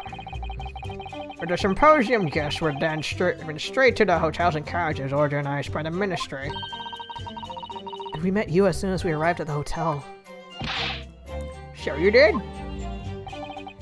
Well then, remind me, did I have a corpse over my shoulder at the time? You had luggage! No? So in agreement then. I couldn't possibly have brought the inspector's body back to Britain. Unless, of course, they developed some clever device these days to instantly move things from A to B. Like a car? Or a super fast car or teleporter? Funny you should say that. Oh yeah, that! Professor Hairbane's invention didn't actually work, if you remember. Yeah, of course. The friends are becoming usually quiet, I notice. Yes, because there's really nothing more to say. Balls! So that's a story. Well, I suppose if you think about it, whenever you drop a teacup in the office and it breaks, you don't say, Mr. Naruhodo must have been murdered there! do we? Is that a veiled threat about what might happen to me? And the fact is that Inspector Gregson's body was found in a little room on Fresno Street. If he really was killed in Chikoku's cabin, the body would have to have been moved somehow.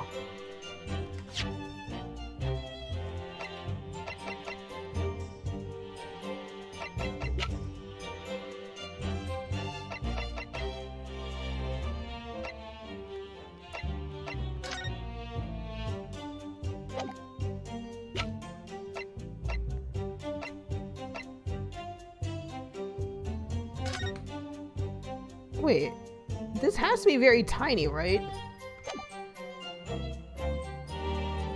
Cause I highly doubt they did a Majora's Mask move where they just stuffed his huge body in this tiny little carrying case.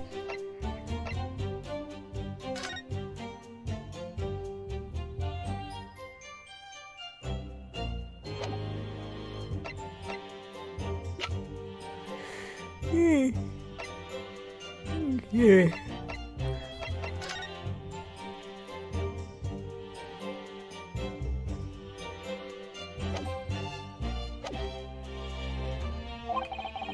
Transporting a dead body over a country border. That would be impossible for the majority of people. There has to be some special circumstance that made it possible.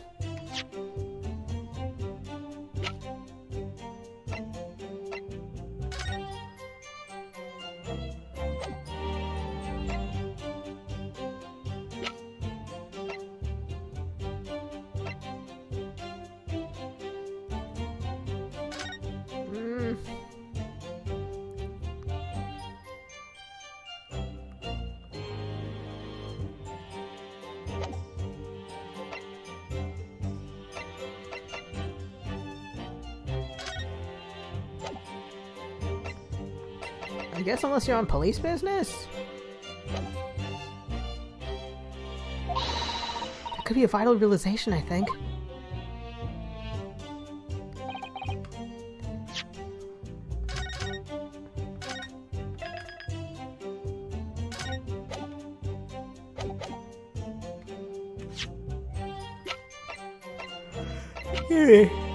Let me check again.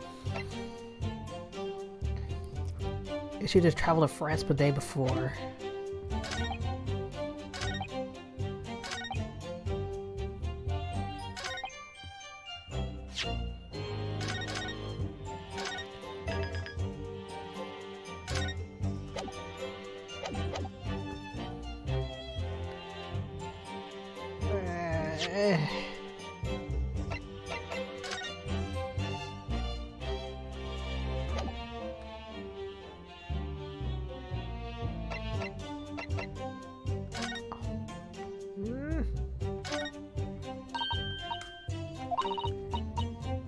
First cabin on 1.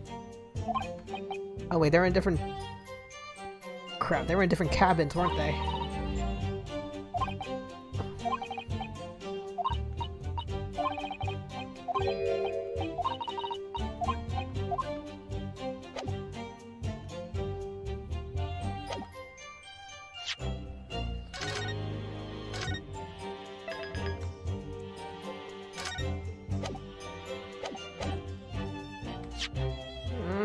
Okay, I'm torn between the passport and that little ticket, because I feel like this would, or maybe the ID, but maybe because it, I don't, did Gregson have it with him when he was killed? Or was it given to that red-headed leak guy?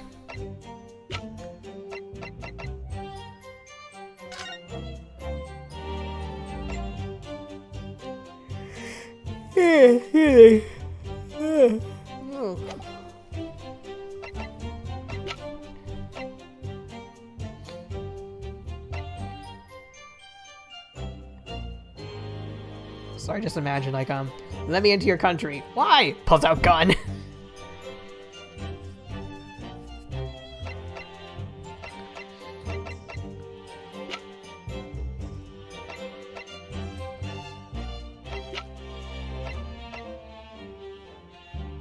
Okay, I think I already saved, so I'm guessing either this, the identification, or the ticket.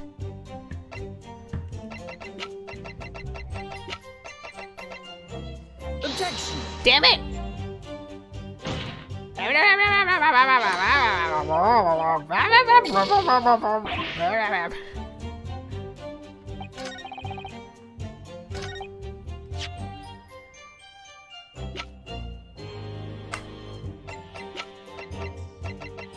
Objection! No!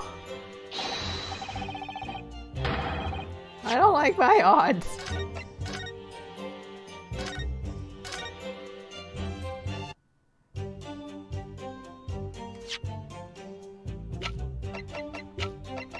Okay, so it wasn't the passport, it wasn't the identification.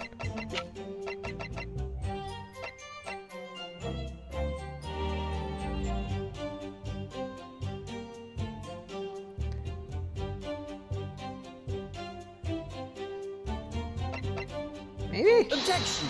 Damn it!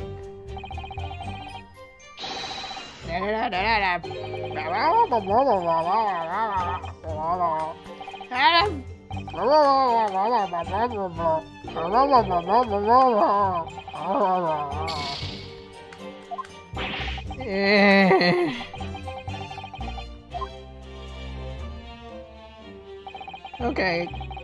I'm sorry, I'm weak. To the guide.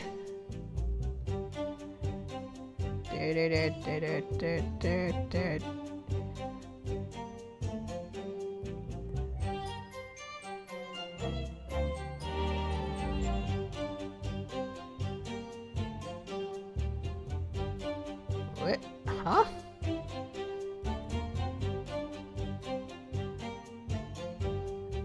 So I'm looking through the sorry, I'm looking through the guide. I got lost.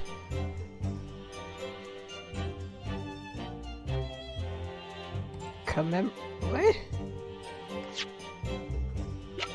Hold on, what?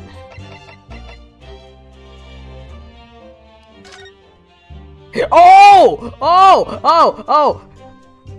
Sorry. Also, hey TVFG! How you doing tonight? Hope you're doing well. Also, okay, I saw in the guide I had to present the phone. I didn't get why, but the whole carrying around luggage, now I see.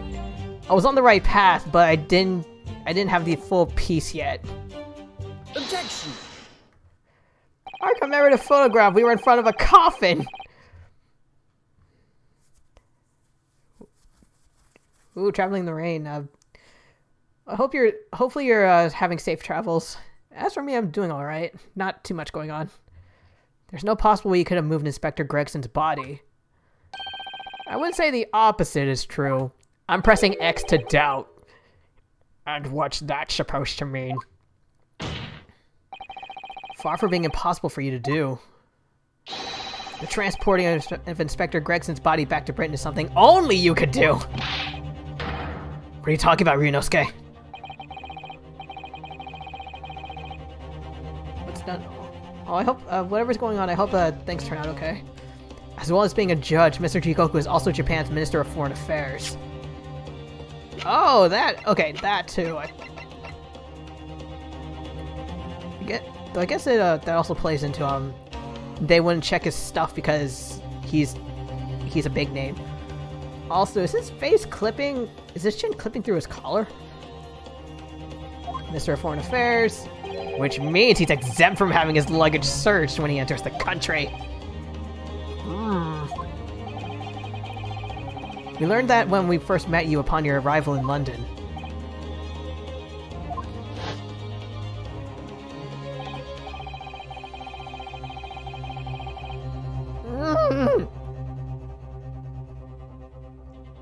Oh my god, this whole time there's a dead body!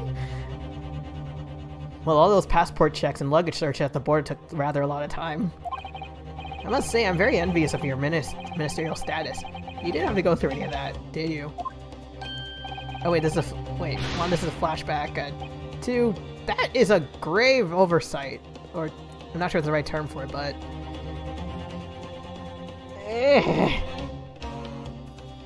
like I feel like it should be no matter what your status is, you should get your stuff checked out, because if not, things like this happen. You could have a Judge Shikoku trying to smuggle a dead body. I presume you recall this, Judge Shikoku. It's a photograph we took in the foyer of the hotel to mark the occupation. But I can't. My brain. I misread hotel as hospital and occasion as occupation. As the court will note, you have with you your large travel trunk. Large enough, in fact, for a body. Mr. Naruto, surely you're not suggesting... I'm afraid I am, yes. 3 days ago, when we were chatting instantly with the new arrivals from Japan in the hotel, the body of Inspector Gregson was just meters away from us. In that trunk.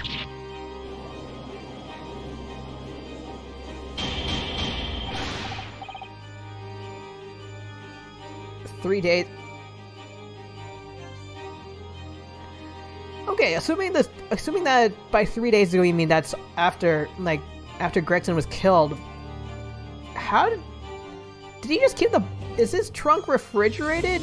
And also, yeah, the body's gonna be stiff as hell. And from what I remember or heard, dead bodies stink a lot. I'm skeptical, Hazel, that a grown man's body could fit inside even the largest travel trunk. It's happened twice already. Ryunosuke and Judge Shikoku were hiding in trunks at some point. It could. Because I happen to know that the witness himself, a man of considerable size, fits inside his trunk. It hurt my neck. Still, you managed to fit in it, and verifying that would be extremely simple. Wouldn't it? Get in the box! Still function a few hours after death, so it could... Oh, dang. Why am I... Okay, stupid instance in my brain. It's like, hello friends, we've come back from... We just arrived from Japan. Did your luggage just fart? No, you heard nothing. But inside his trunk, how horrifying. And after we'd spoken with you at the Great Waterloo Hotel, we had the opportunity to visit the apparent scene on Fresno Street. Taking your trunk with you in a cab to deposit the inspector's body. I don't have to listen to this nonsense. Yes, you do. Dr. Gori, the coroner who examined the body, had confirmed the possibility. She's acknowledged that there are signs that steps may have been taken to disguise the true time of death. The onset of the body's decomposition could have been delayed by storing it in the fridge. Council, as I remember explaining yesterday, refrigerators of the requisite size are few and far between. 15 ponytails for a beard. And I imagine, like, for the guilty breakdown animation, he's gonna rip them off his face. I'm sure they are. But one place they're certainly found is on large ocean liners. Such ships are equipped with electrically refrigerated cold rooms to keep food fresh on their long sea voyages. Oh, walk-in refrigerators? Or walk-in freezers? Rips off his beard like a mask. And the SS Grouse is no exception. Professor Mikotoba told me about it only yesterday. Well, Judge Shikoku? Rip off your beard! Rip off your beard! However much you prolong this debate, you can't eliminate the truth.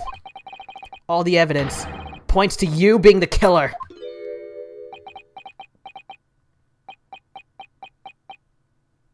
Huh. Well, this is all very heartening. Huh? I can see that it was a wise move letting a shogi and you embark on this study tour. What are you talking about now? Behold my final form! Rips off his suit. Logical reasoning, of course. All court proceedings will be built on logical reasoning in the new century. And I can see that you've both laid firm foundations for that already. Judge Shikoku, please, stop diverting attention from the issue at hand.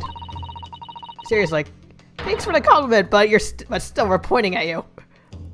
The defense has made an accusation. How do you respond? Respond? There's really no need for me to respond, is there? There is a need for you to respond. You're in court. Because before you can even begin to answer the question of when the victim was killed, you must first establish one key fact. Where was the victim killed? It's quite logical. Bro's trying to butter you up. Good thing Rinosuke's vegan. The actual scene of the crime. The prosecution's stance is unaltered. The killing took place on Fresno Street when the gunshot was heard.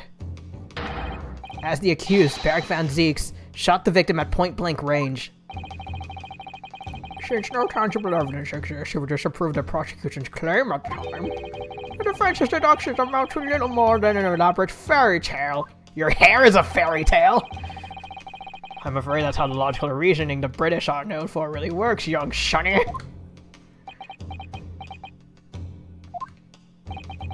The victim was shot in that little room on Fresno Street and died instantly. I'm afraid it's the prosecution's claim. That's bullshit! How can he say that? Quite simply. Because the claim directly contradicts a certain piece of evidence in our possession. I agree there, but I can't recall which one it is.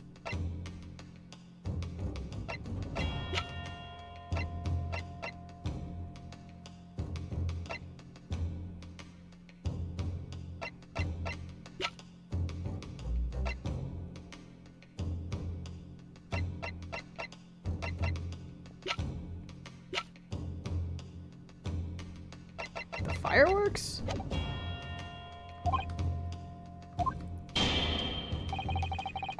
Very tantalizing, counsel. I think you had better explain yourself to the court, don't you? The prosecution claims that the Inspector Gregson died instantly when he was shot at the scene on Fresno Street.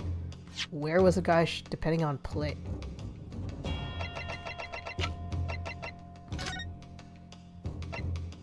Shot in the chest at close range from the front, resulting in instant death. Scorch marks at point of entry. Bullet exited the body from behind.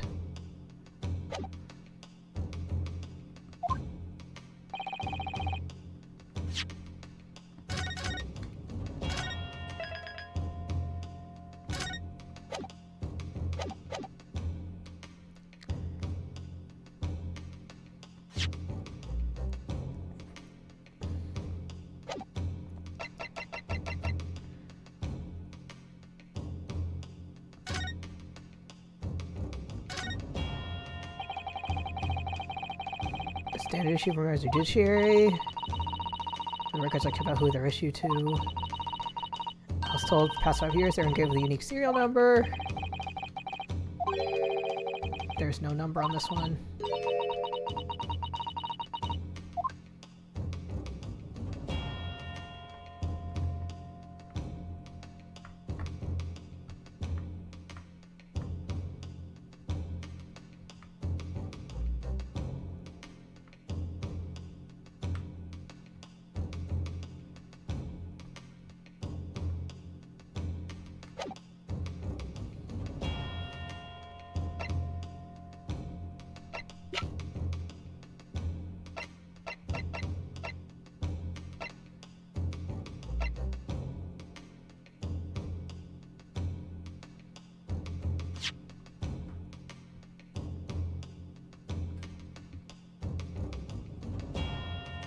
Oh, this.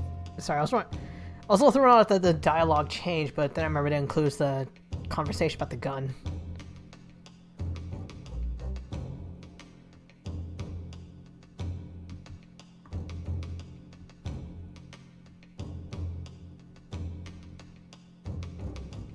Prosecution claims that Inspector Gregson died instantly when he was shot at Fresno.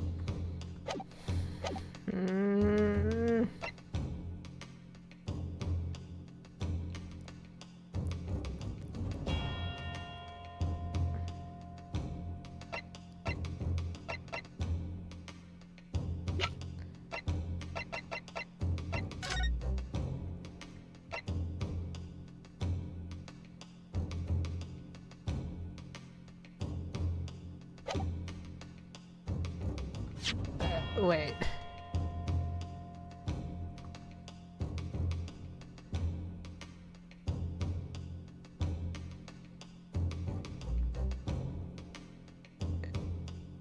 Am I trying to prove that he died instantly, or that he was shot elsewhere?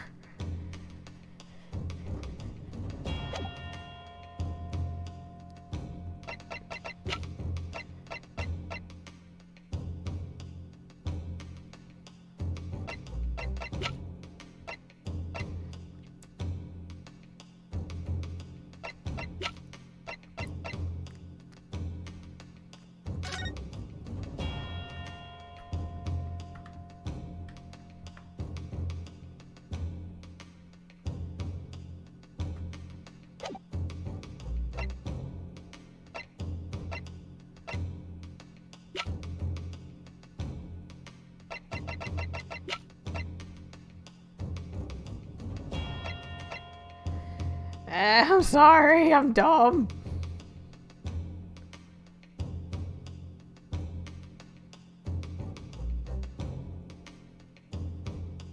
Clint? What? Okay, I took a look at the game guide, but I found one that's spoiler free, but I don't get it.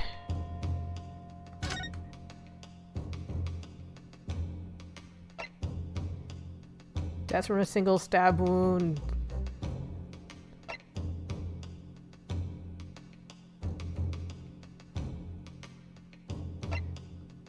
Okay, unless I'm sorry, I took a glimpse of the guide and I don't get how this... It said to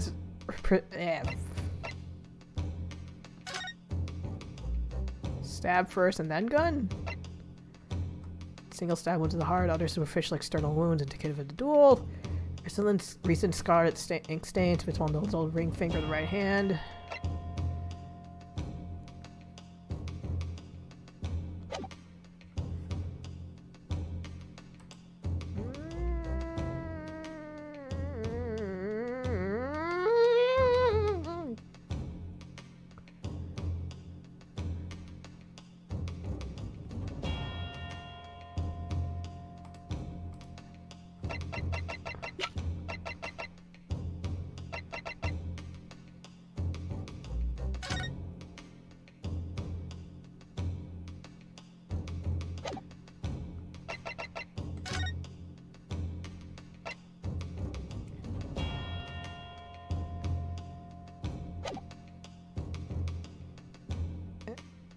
Wait.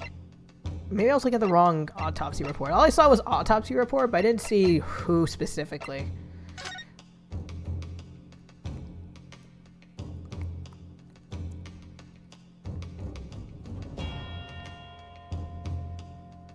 Isn't that if he was killed instantly on Fresno Street?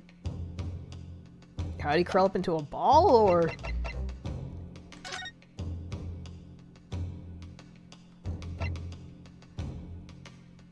Or maybe it's oh wait, maybe it's the time of death. Like it's indeterminate. Take that! What? The Japanese really are a curious breed. To proffer an argument so conviction to present such nonsensical evidence. What? What? In case you didn't notice, I'm still here. Damn it. So much for that.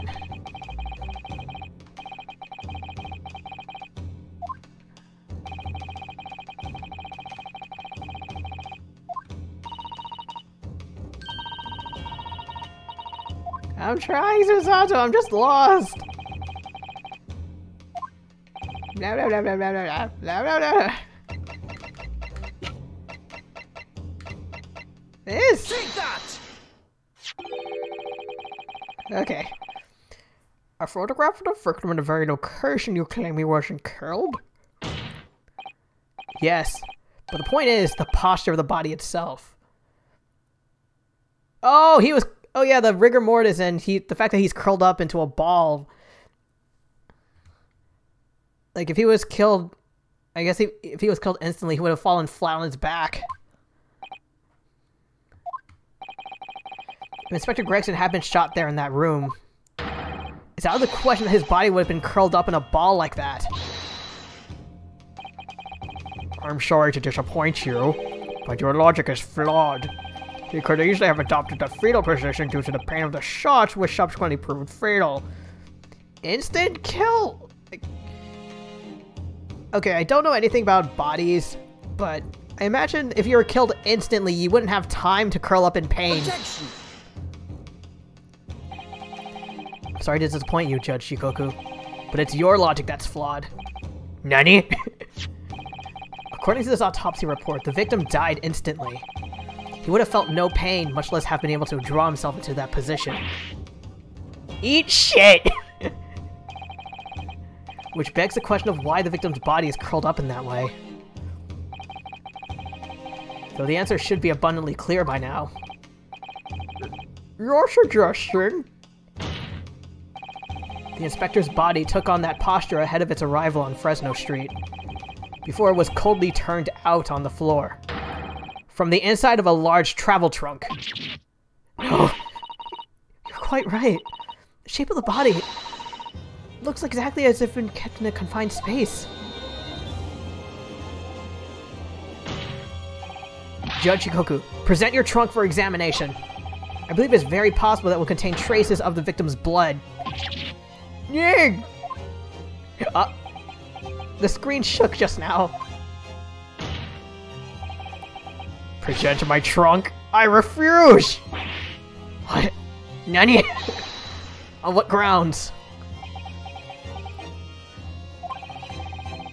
I'm the Minister of Foreign Affairs from the Empire of Japan. Yeah, and I'm French, so what? I shouldn't have to put up with this treatment just because of some shunnies, baseless accusations. In other words, Judge Shikoku, there is blood in your trunk. Oh, shit. I decline to answer that. As the Minister of Foreign Affairs, I have privileges that allow me to... You know what? Fuck your privileges. At this moment, you're not a government minister. You're a witness in a trial in Britain's highest court. I don't care who you are or what your status outside this courtroom might be. You will not withhold information. Spill the beans! Nothing is more important than the truth.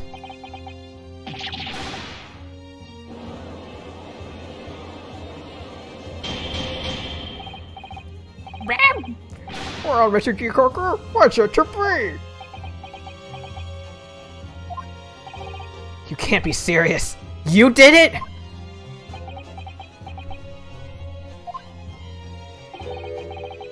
Have you no shame at all, Kazuma Shogi? I could be asking you that! What?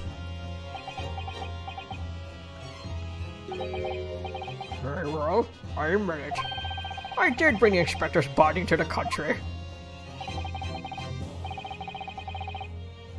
Oh my, wait, is he gonna say I did bring the body in but I didn't kill him? Inside my trunk. Exactly as postulated by the defense. What? You? Dear God, outrageous! So it was you! No, I admit to nothing more than what I've said. Huh? Of killing the man, I certainly have no recollection. Do you have amnesia? What on earth is that cryptic statement supposed to mean? I merely disposed of the inspector's body, which was left in my cabin. In order to avoid unwanted attention, as the judicial assistant over there pointed out, I had no chance to throw it into the ocean. So I decided my only option was to bring it to Britain with me and dispose of it somewhere else. You still can't deny it. If you didn't do it, then who on earth killed him? As you know, there was only one other person in my car. He's either going to accuse Kazuma or Mikotoba. Oh! And moreover, he has already accepted a mission to take the inspector's life. Oh shit. That's right. Who else could it have been? It was you, Kazuma Shogi! You...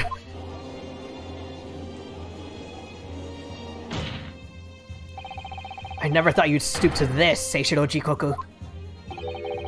You've taken the words straight out of my mouth, Prosecutor Kazuma Shogi. You thought by leaving the body in my cabin you could pin the crime on me, did you? Well, the prosecution counsel has already admitted to visiting the witness's cabin on the night in question. Yes, on an assassination mission, no less. You wouldn't. Yes, I would! So what do you make of that, young sonny? You've heard my testimony now, and that's all I have to say on the matter. I admit to nothing more. I don't believe this. Counsel for the defense? What is your position now? The court awaits your response to the witness's assertion. The assertion on the night in question, the victim's assailant was in fact Mr. Kazuma Shogi. Isn't the dead end it seems to be? The answer's right in front of me. It comes down to Jikoku or Kazuma. Both of them had the opportunity to kill Gregson. But only one of them did it. And I'm just a step away from proving who. Very well. The defense is ready to respond to the assertion put forward by Judge Jikoku.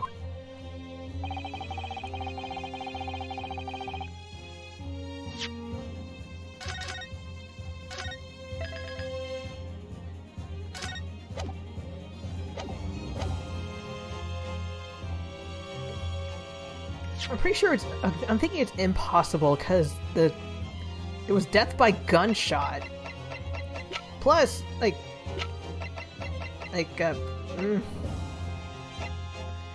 also, I don't know, maybe my brain isn't working properly, but say Kazuma did kill Gregson, what could Jikoku have gained by dragging the body from the ship to Fresno Street and trying to hide away in the meantime? Good thing I saved.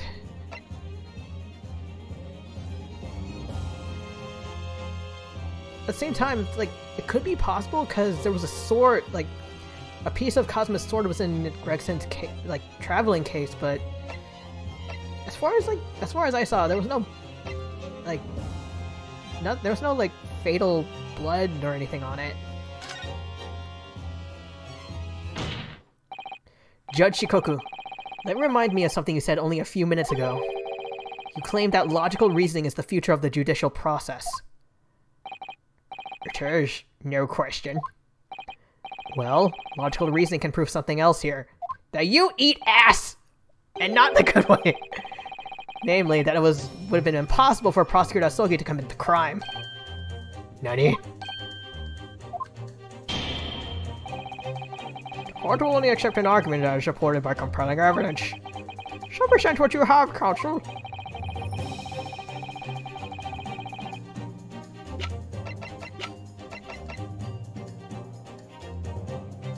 Maybe?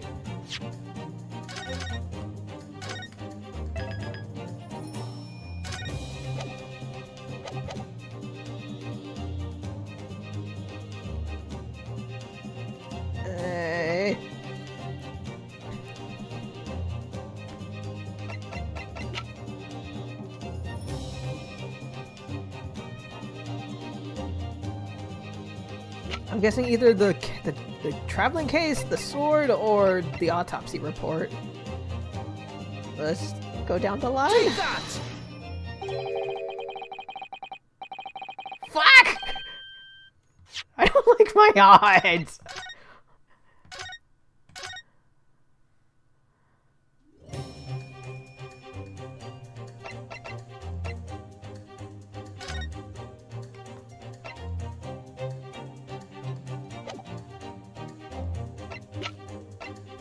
Take that! God damn it!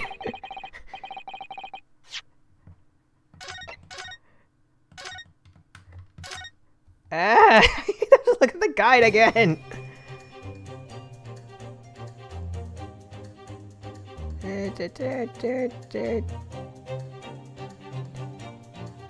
Huh? Tricky. Okay, I took a look at the guide, but I don't get it. Assemble the main dock at 10 in order to review evacuation procedures, which will take 20 minutes.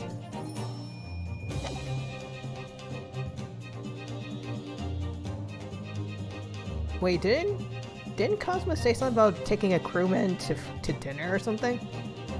Take that! It's itinerary for crew members of the SS Grouse, my lord. This is conclusive proof. An itinerary? How does that prove anything?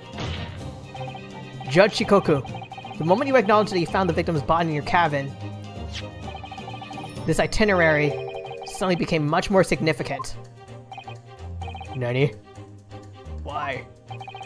On the night in question, as always, a crewman sentry was on guard outside your cabin door. As long as he was there, nobody could have fired a shot inside the cabin. Absolutely. Because it's inconceivable that the guard wouldn't have heard it and come to investigate. So that tells us that the crime must have taken place when the guard was elsewhere. Okay. That narrows it down to 20 minutes just after 10, as indicated on the itinerary. Yes, I see no flaw in your reasoning so far. But the crucial point is this. When the evacuation drill took place, the steamship had already put to sea from the port of Dunkirk. Wait. Is it...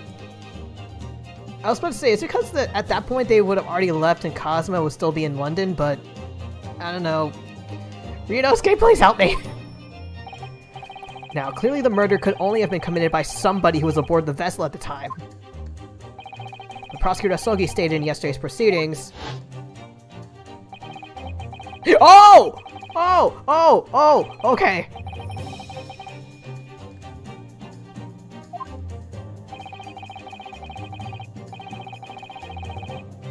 I completely forgot about this tidbit. Which I'm sure the court will agree is conclusive proof. That Kazuma Asogi couldn't possibly have carried out the killing.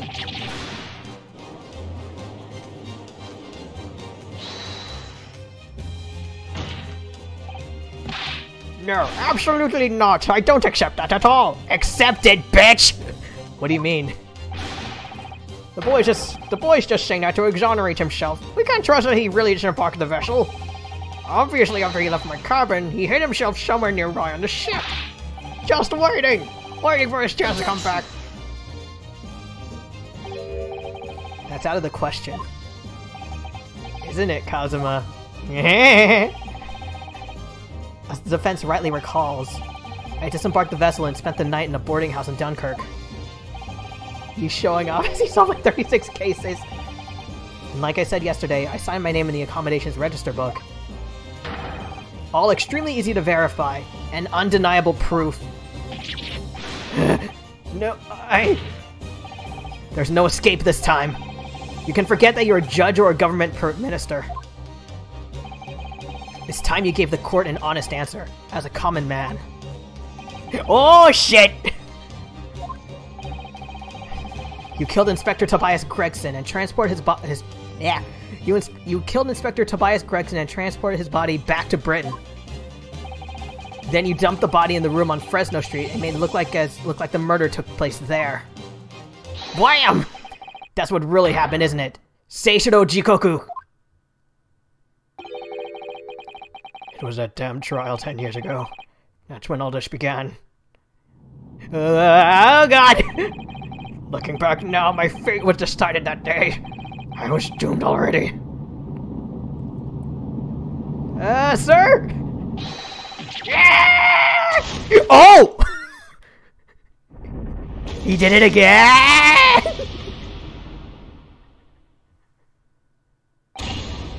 It's over! My life is over!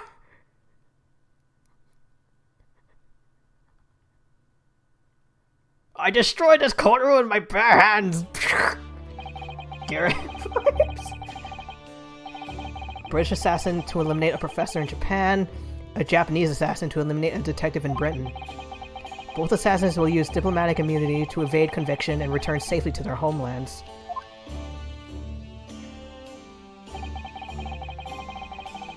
He's furious, outraged, sick with anger. Also, wait, without the witness stand there, how's he gonna bang his fist against anything out of rage? Like, is he gonna do it on the ground? The assassin exchange request arrived from Britain all about 1 year ago. Though it was hardly a request, it was a demand. Yes, like an ape. And for that, you decided to recruit Mr. Asogi.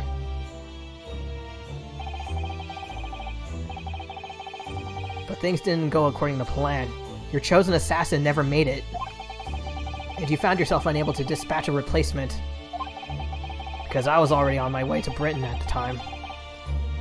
I just imagine, like, imagine if cell phones existed at this point, and, like, wait, Kashima's dead! Crap! Beep beep boop beep boop beep. Hey, Ryunosuke, you remember that time I acquitted you for murder? I'd say you owe me a favor, yes? And that left me with only one option for carrying out my obligation. To eliminate the mock myself, personally. Doing a solid request, Chief. Of course, there was but a single opportunity for me to do that. The International Forensic Science Symposium. That's right.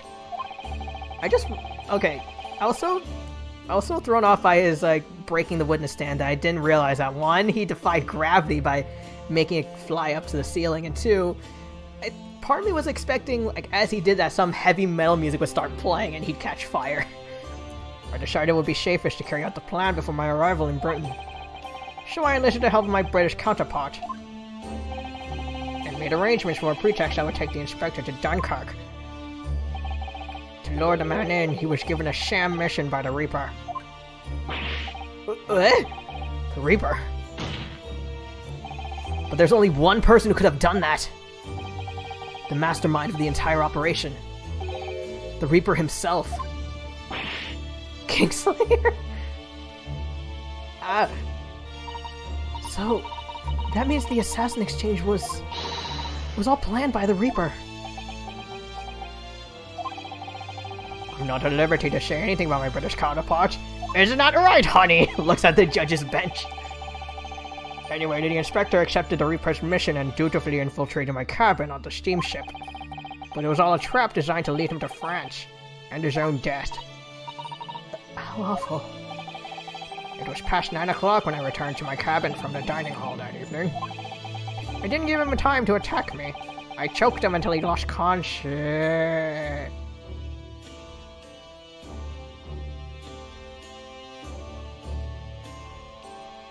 Okay. There was a duo who were like, this one dude, he was choking people with a dog collar of sorts, and I was wondering, like, if that was a callback to that. But there was a guard just outside the door, so I left it at that for the time being. Even the slightest noise might have aroused suspicion, so I bided my time, waiting. For the 20 minutes after 10 o'clock. I intended to finish it by strangulation. Hold on.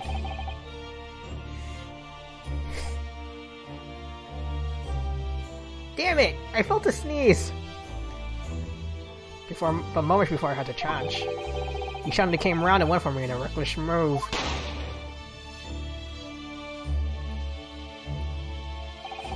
I'd received a British issue gun 16 years earlier, being a member of the judiciary as a visiting student. I never imagined I'd have to use it for something like this. So the revolver belongs to you, does it, sweetie? I'm calling it now, they're conspiracy boyfriends. And the victim was killed inside your cabin on the SS Grouse. Which begs the question, why you arranged for his body to be discovered in the room on Fresno Street? The young judicial assistant over there already has answered that question. There was no way I could take the body up on deck to throw it over the side. That's precisely where all the crewmen were gathered for the evacuation drill. So before the first-class cabin sentries returned, I took the corpse to the refrigeration room.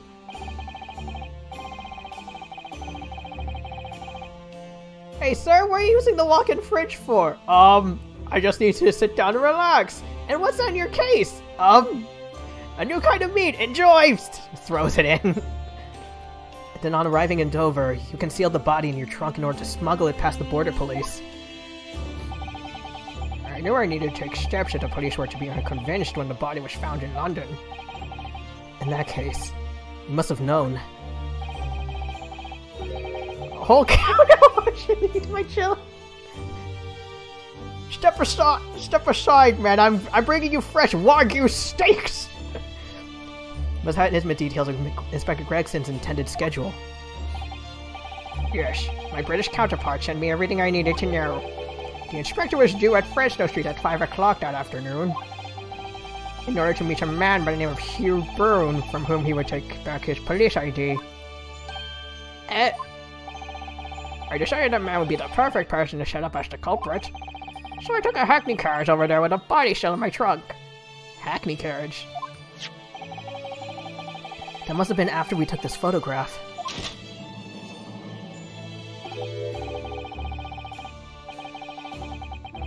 I remember earlier, like, oh, that's such a cute photo! This, like, I'll have such happy memories with it. Now it's like, I don't want this picture anymore. Yes, I wasn't expecting a welcome committee. I was more than a little nervous. On Fresno Street, I spotted a young girl selling little firecrackers. Oh! Miss Venus! Miss Venus, of course. I conceived of a candle trick there and then. So I donned a simple disguise and approached the girl to buy enough firecrackers to replicate a gunshot. Did you disguise yourself as a 5-year-old? Like... Hello, Rich! I would like to blow something up, please! What sort of disguise? For some reason, the inspector had a bright red hairpiece in his own traveling case. Oh. So I put that on. Although I suspect I drew more attention to myself than that. The hairpiece we found at the scene. The inspector had it ready for the Red-Headed League. No. But still, I think it would have been hilarious if he tried to disguise himself as a child, like a 5-year-old, like, Hello, sir. I would like one firework, please. Sir, you're like twice my age. I only arrived at the room around 5:45. So I quickly placed the body on the floor, moved the notice board, and set up my little candle trick. I arranged it so the firecrackers would go off with a bang around 15 minutes later. So that Mr. Bird, who is due to arrive at 5, would walk straight into a trap. Except, at the last moment, I made a careless blunder. Oh yeah, instead of Hugh Boone, Van Zeeks fell into it. I imagine it was the bag of fish and chips. What? Huh? didn't notice it had fallen out of his overcoat pocket when I moved the body to a refrigeration room. I put it back in his pocket the following morning. Oh! Oh, right, the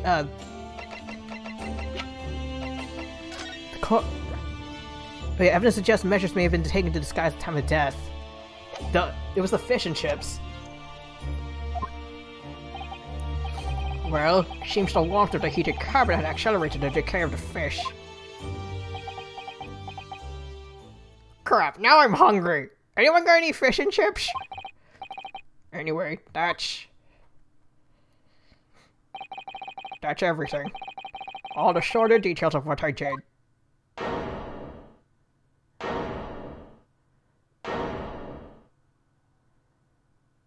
Are you gonna tell us who your British counterpart is yet?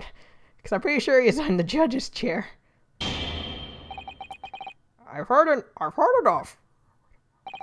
You arrive at the truth about the murder of one of the country's most capable and respected police inspectors.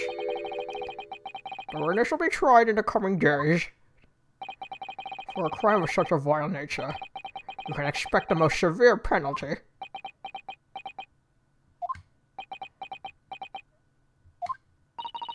An exchange of assassins. What a foolhardy idea. Why, though? Mr. Chikoku, one last detail. Who was your counterpart in Britain? Who was the mastermind?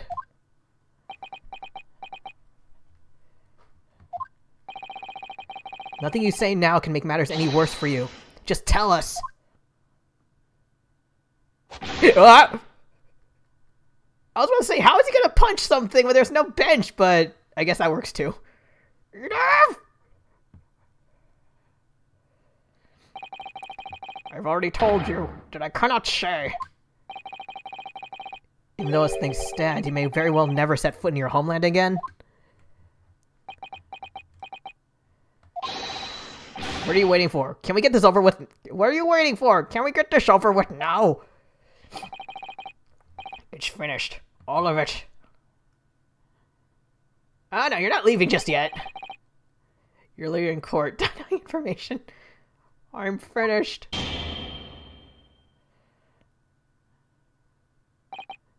And in the name of Her Majesty the Queen, I now pronounce the findings of this court.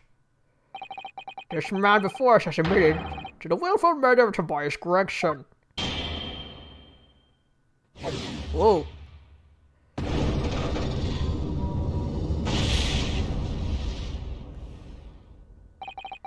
Seishiro Jikoku, it is the opinion of this court that you should be found.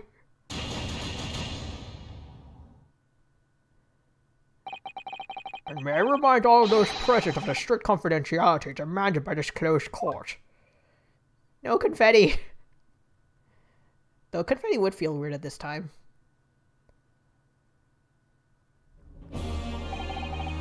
Moments ago, Mr. Jikoku signed a written confession admitting to the murder of Inspector Gregson and the subsequent conveyance of the body.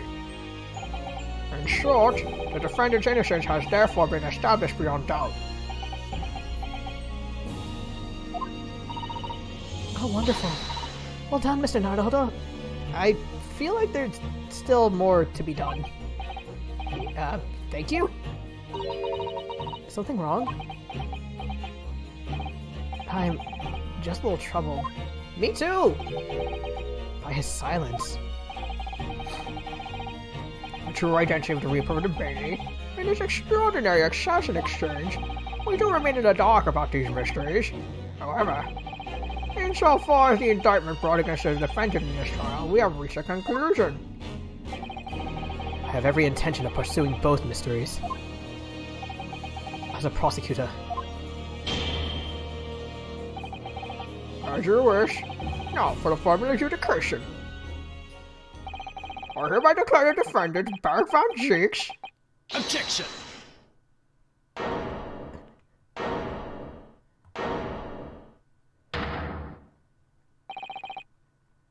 The prosecution calls for adjudication to be deferred. I also, for some reason, I was expecting like I hereby declare the defendant to be objection. Guilty? Not guilty? It means what it means. Counsel? The accused's innocence hasn't been fully established at all. And therefore, it would be wrong to deliver a verdict at this time. That is the prosecution's unwavering position. What? But Judge Shikoku already confessed. Nevertheless, we're staying here until I say we're done. Barak von Zieks has committed crimes for which he must be punished. Well, it would appear you have information that the court needs to hear, Prosecutor Ashogi. Certainly. The murder of Inspector Gregson was actually carried out by Seishiro Jikoku. But it's clear from the witness's testimony that he was coerced into complying with the plot. Oh, he thinks the British counterpart is Van Zieks. It's a sick, merciless assassin exchange. That may be true, but... So what I want to know is, who coerced Jikoku? Who was pulling the strings? I already know who it is! It's not Van Zieks! The victim went to France having been ordered on a mission for the Reaper, only to be murdered. In other words, the mastermind behind the assassin exchange is someone in a position to give such an order. Okay. Kazuma, I don't know if you're trying to, like, find some sort of roundabout way to get us toward the truth, but even if Van Zieks is in a high position, isn't he a little too low on the bar? Like, I don't know, something as big as an assassination exchange would probably go even higher than him, like, say, Male Strongheart? Well, certainly, I would appear to follow. The prosecution hereby formally accuses the man in the dock, Barak von Zieks, of being the Reaper of the Bailey, and furthermore, I'm going to prove his guilt beyond all reasonable doubt.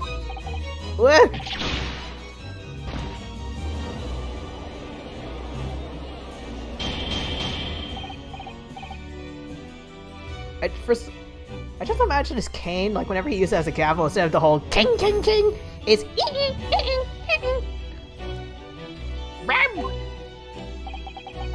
The Reaper of the Bailey. It's a long-standing mystery, Counsel. Are you suggesting you have some new information with which to build a case?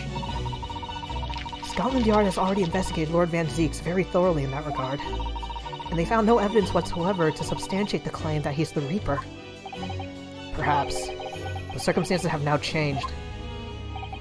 What? It's already been established that the assassin exchange was negotiated with Jikoku by the Reaper himself, which means we now have a new line of questioning by which to identify definitively the man's identity. That is the prosecution's intention here.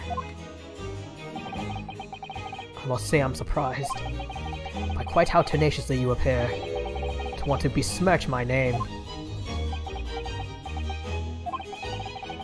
You're guilty of an unforgivable crime, Lord Van Zieks. And I will bring you to justice for it, whatever it takes. That explains Kazuma's silence before. Stop at nothing to finish what Lord Van Zieks unwittingly started 10 years ago. Very well. Also extremely irregular. I will on this occasion grant the prosecution further opportunity for witness testimony. The defendant will disclose any and all involvement he has had with the Reaper and the assassin exchange.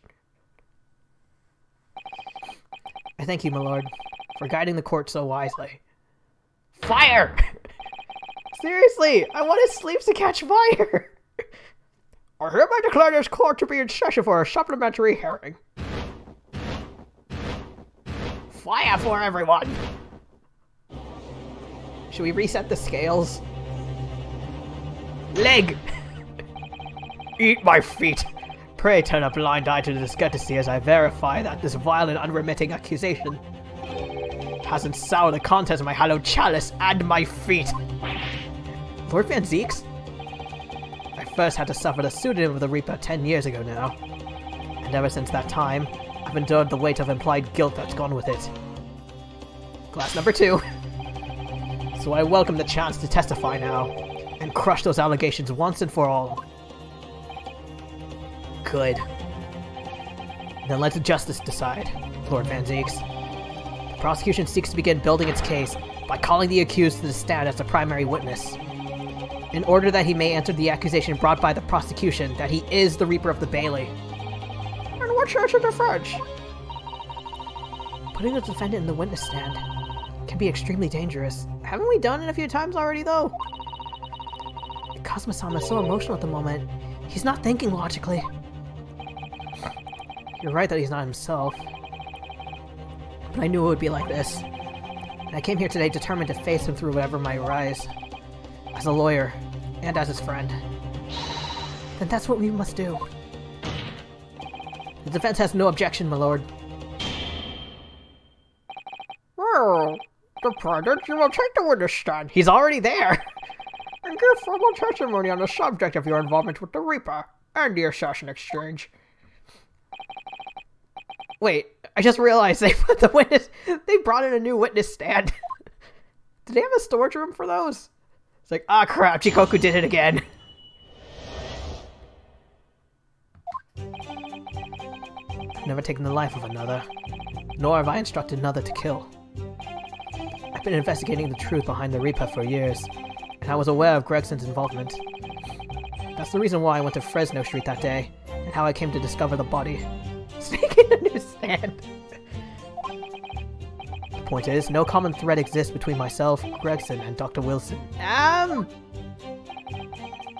Clearly, therefore, there's no reason to suspect me of being behind the assassin exchange. Wait, Wilson, Gregson, and him?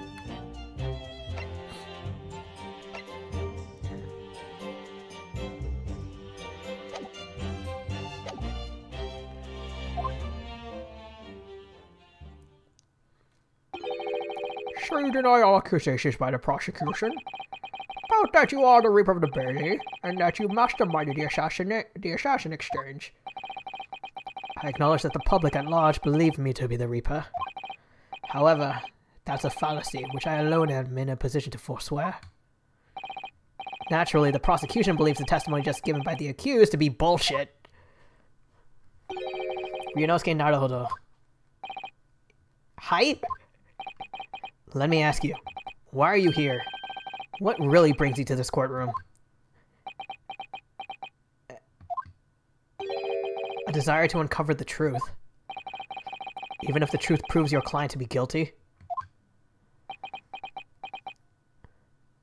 This is similar to the Phoenix Wright case where he had to defend Matt on guard. From all my experiences in this courtroom, I've come to realize something. The truth can't be hidden. Sooner or later, it will come out. So it's always my intention to work with my client in pursuit of the truth. I want you to remember what you just said. Enough dilatory chatter. Counsel for the defense, proceed to cross-examine the witness. And no more flirting between the prosecutor and the defense. Yes, my lord. I know exactly what you're thinking, Kazuma. I know you're just waiting to point it out. The contradiction you're convinced lies somewhere in this man's testimony. I think I saw it too. I don't know, I'm probably being overconfident, but I think I know where and what to present.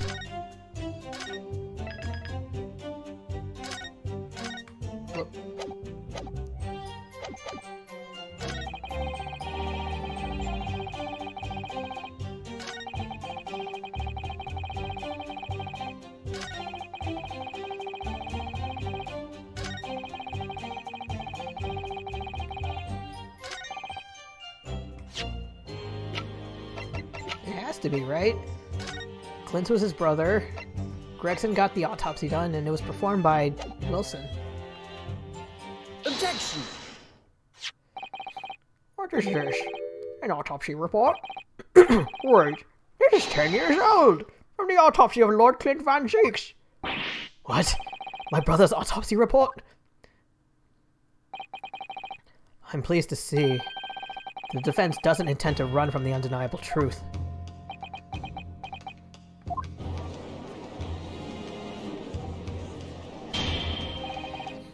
Blam! What reason do you have for presenting a 10-year-old autopsy here, counsel? This, the autopsy report of the professor's final victim, is an indelible link between Inspector Gregson, Dr. Wilson, and the defendant. Not that accursed name again. The professor. I've personally researched all of the court records relating to that case. I know that at the time, autopsy was considered sacrilege to the victims' souls. If I remember the aristocracy like Lord Clint Van Zeeks, it was unthinkable. It's kind of interesting how, according to this, I don't know if it actually was the case way back when, but like maybe around the time period this game is in, autopsy was considered like sacrilege and insulting to the body. Now it's sort of along lines of, it's kind of routine. It's like, where's the autopsy report? Bring it up, show me! But someone implored the powers that be to allow the autopsy to go ahead. Inspector Gregson. He declared that he was certain he would obtain conclusive proof of the procedure. And it was Dr. Wilson who conducted the autopsy. His signature is clearly visible in the document.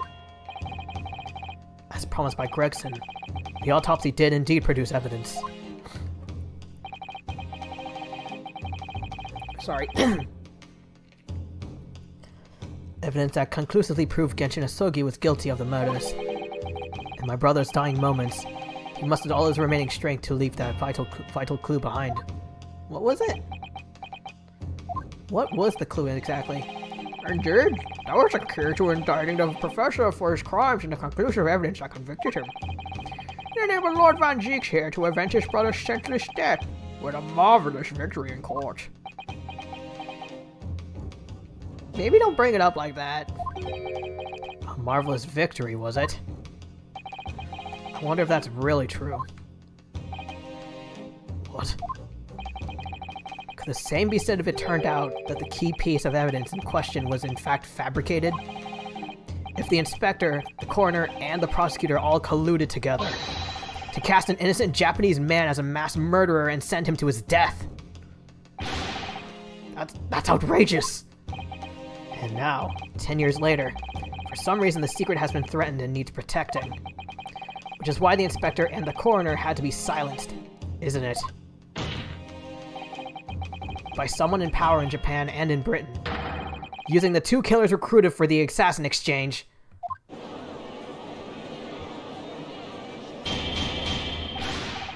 Ran! 10 years ago, my father was convicted in this very courtroom as a mass murderer, to be sentenced to death. But it was all a sham, and I swore to myself that I'd prove it. Which is why I had to come to Britain. Whatever the cost! Cosmo, I think you have the right idea. That I'm pretty sure that it's possible that it was a sham, but I think you're going in the wrong direction. Maybe turn your gaze toward the judge's bench. I don't think this is time for drinking.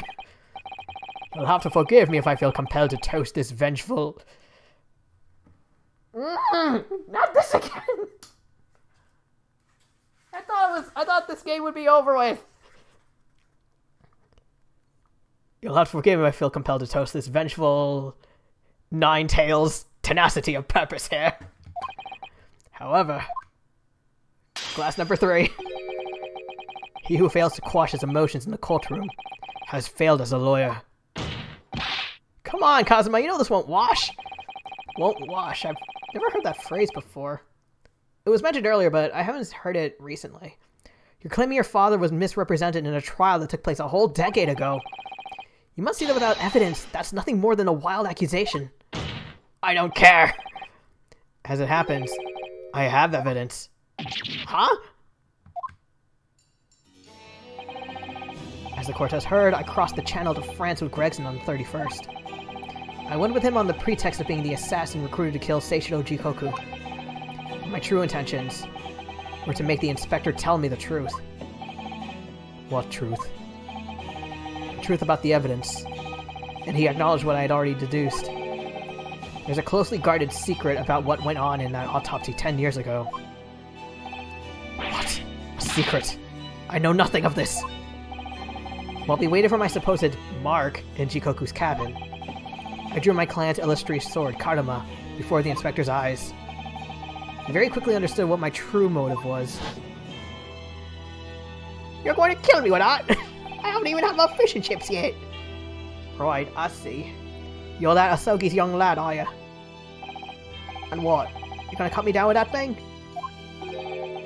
That will very much depend on the answers you give me. I want to know what really happened 10 years ago. Truth, that's all. Before getting into it, let me make one thing clear. I still believe your father was a professor. There's no doubt in my mind. But unfortunately, back then, we didn't have the evidence that we needed to make the crime stick. So you admit it? You admit it then? The evidence used in my father's trial was fabricated? It was for the good of the country. Wait! Anyway, I was just following orders. Orders? What exactly did you do? I'm not saying another word. Even if your life depends on it? That's right. Even then. Oh shit!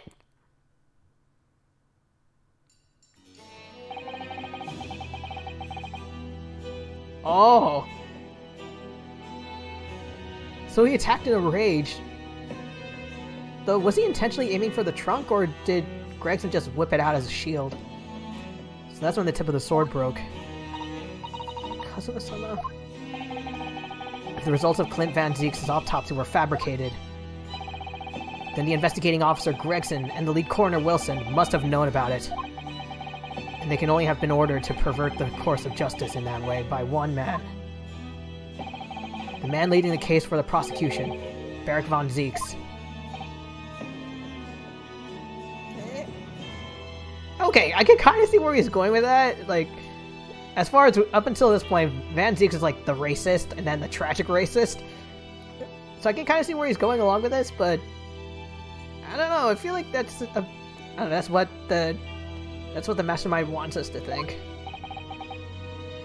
In other words, the defendant did have cause to organize this exchange of assassins. Exactly. And as was established earlier, it had to have been the Reaper himself who liaised? Liaised? I don't know if I'm reading it right. Who liaised with Jikoku in Japan to arrange it. So it follows that the Reaper's true identity can only be that of the man who stands accused in this courtroom today, Barrick Van Zeeks.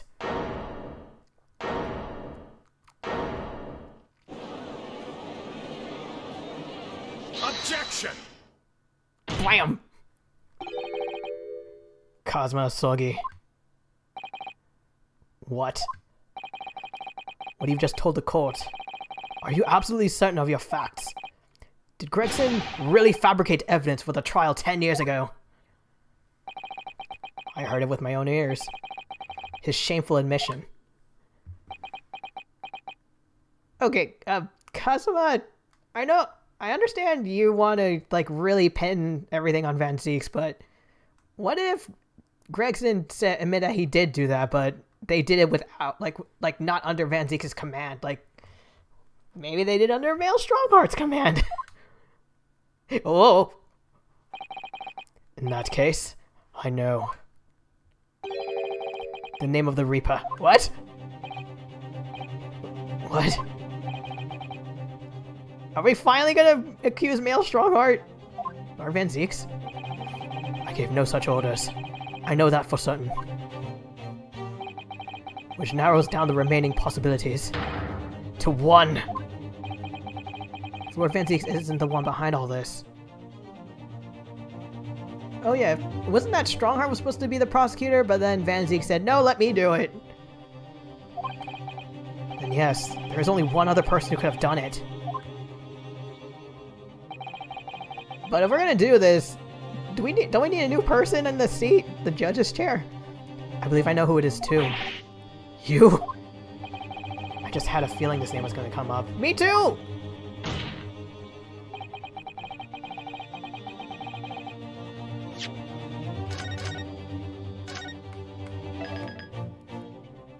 The Reaper of the Bailey is Susato Mikotoba. Has to be. Please! I've been waiting so long to bring this asshole! Take that!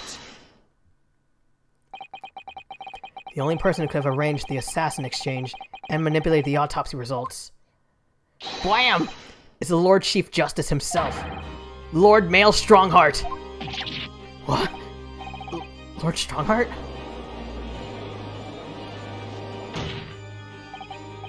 Yes, Lord Male Strongheart. It's true that 10 years ago the defendant handled the prosecution of the professor in court. But he only took over the case after his brother, Lord Clint Van Zieks, had been killed.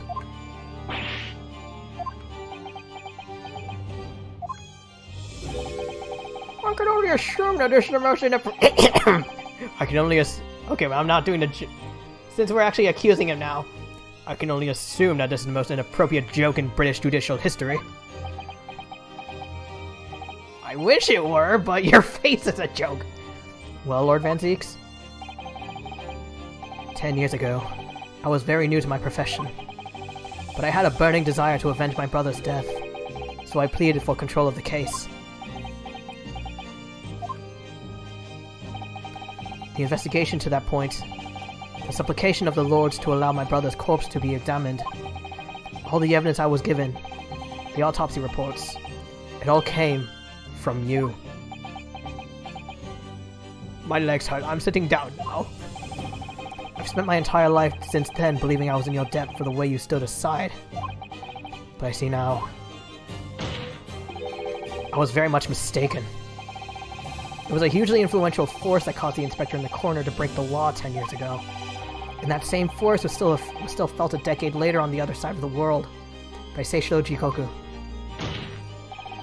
Lord Strongheart, everything falls into place when we recognize that you are the Reaper of the Bailey.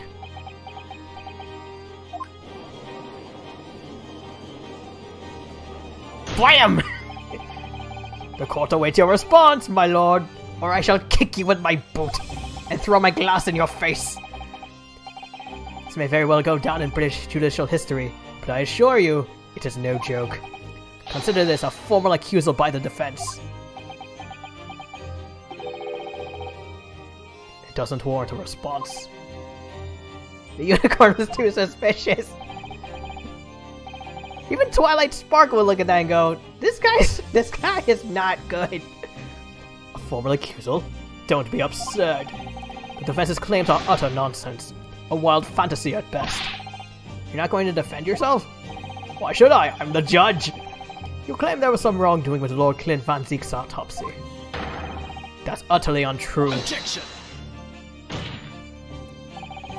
But I heard it from Gregson's own lips. He admitted to it. And where's your... Oh, god damn it. Yeah, he can pull the whole like, oh, you heard it from him, huh? Prove it! Bring him into court now! Oh wait, he's dead! Where's your evidence? What? Gregson's dead now? Unless you are thinking of summoning a ghost to the stand. Maya Fey! Maya... Oh, dang it. There's no Maya Fey here, but it'd be kind of cool if she was here. 3 lawyers jumping on him. It's like that image from JoJo Part 5 where the 3 characters, they gang up and kick this one dude on the floor. Except the 3 are lawyers. Bought the Luigi board! You mean to say... I forget how the system works in your little backwater country. Hey! But in the course of the British Empire, without evidence, there is no case. Whoa! That's new! I have no intention of entertaining some wild fantasy that can't possibly be substantiated by anyone or anything.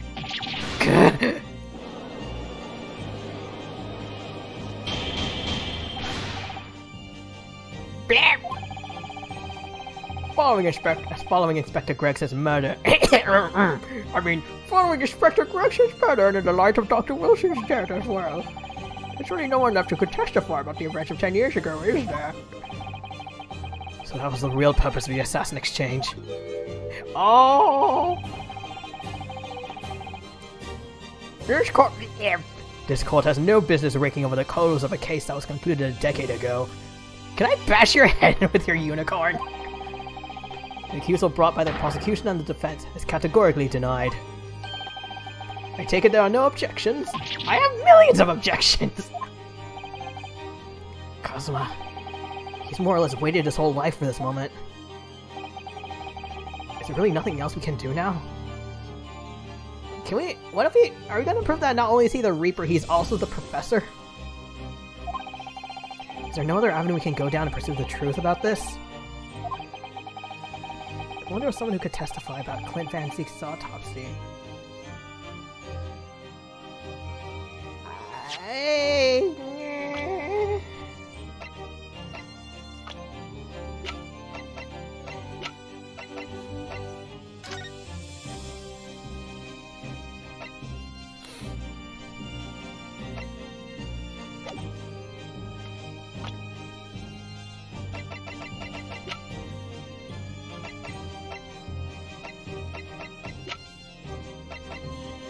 Maybe?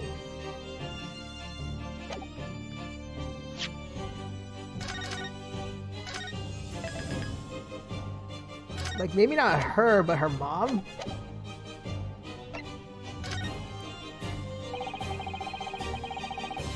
He's gone to extraordinary lengths to cover his tracks.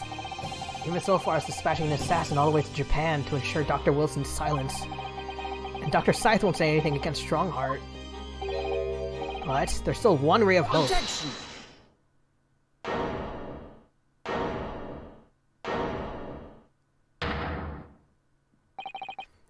Actually, there's one person. One person who could still testify about that autopsy. Don't be ridiculous. There's no one left. Also, can we remove you from the judge's bench? You're clearly not qualified for this. Who, Ryunosuke? Who? Tell me! Kazuma, Please. This trial can't end. Not yet. Bring in the dad. Use the rabbit. I'm not doing this for you.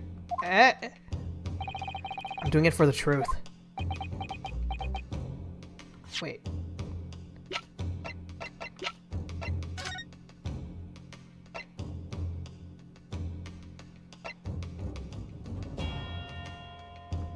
Okay, I'm feeling kind of dumb now, because when I was thinking there was one other person, my first thought was her, because like she's very knowledgeable of autopsies, and since her mom worked on it, she probably would have some knowledge about it, but Sherlock Holmes makes a lot more sense. Or Sherlock Holmes.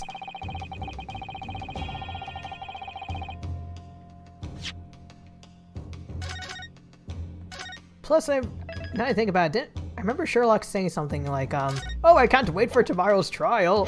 Why? You'll see. Take that! Deny. What? I want to know why. Because you're dumb.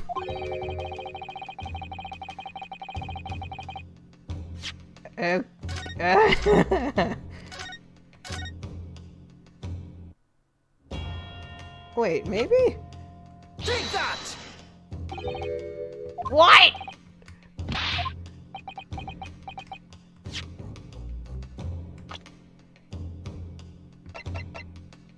Oh my god, I'm an idiot. Also, I'm sorry. When I saw the comment like bring in the dad, use the rabbit, my first thought was use the bunny to summon Sherlock Holmes. Take that! Heaven help us. Another Japanese? Why? Another? An expert in forensic medicine, my lord. Professor Yujin Mikotoba. 16 years ago. He came into London with Seishiro Jikoku and Genshin Asogi as a visiting student. And what could his testimony possibly tell us? That you were an asshole? And a racist asshole at that. Professor Mikotoba was the primary assistant during the autopsy in question. He was also the person who actually penned it. Incorrect.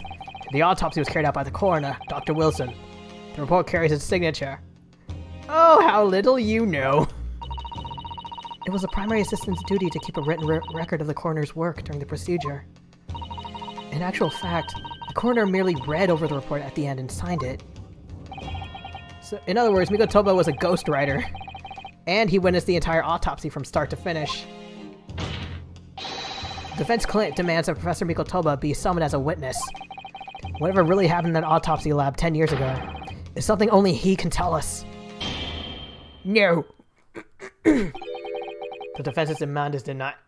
Again! Can we get someone else to be judged? This dude is not qualified. He has too much emotional bias now. Huh?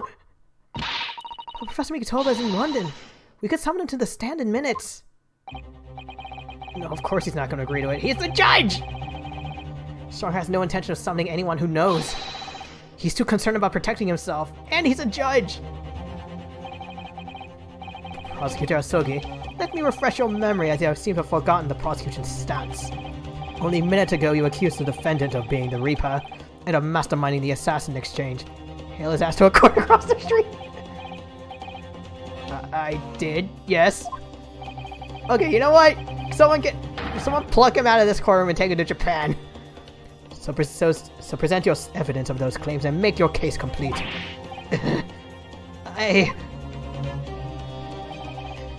At this time, I don't have the requisite evidence. But that's exactly why we need witness testimony. Professor case is closed. No clues in the distant past that will bolster your argument today. If there are any, I will smash them with my unicorn hat. I'm afraid to say, Prosecutor Asogi, that you would appear to be possessed by the spirit of your late homicidal Oh my god!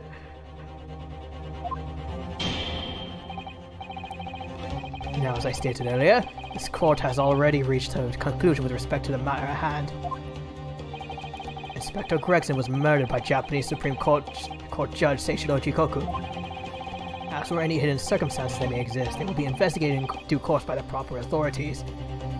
Translation, it's not gonna happen because I am the judge and therefore I decide what happens. And I only care about me, so it's not gonna happen.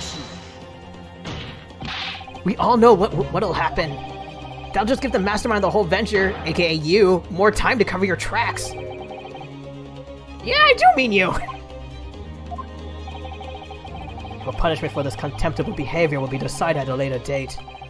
As for you, Prosecutor Asogi, you'll be remanded following these proceedings. Willingly, I trust, since you gave your word.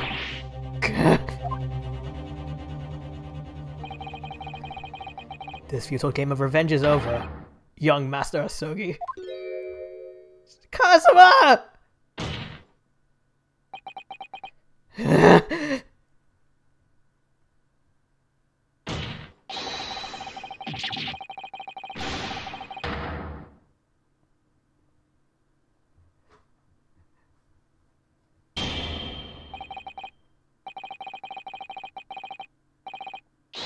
Thank you!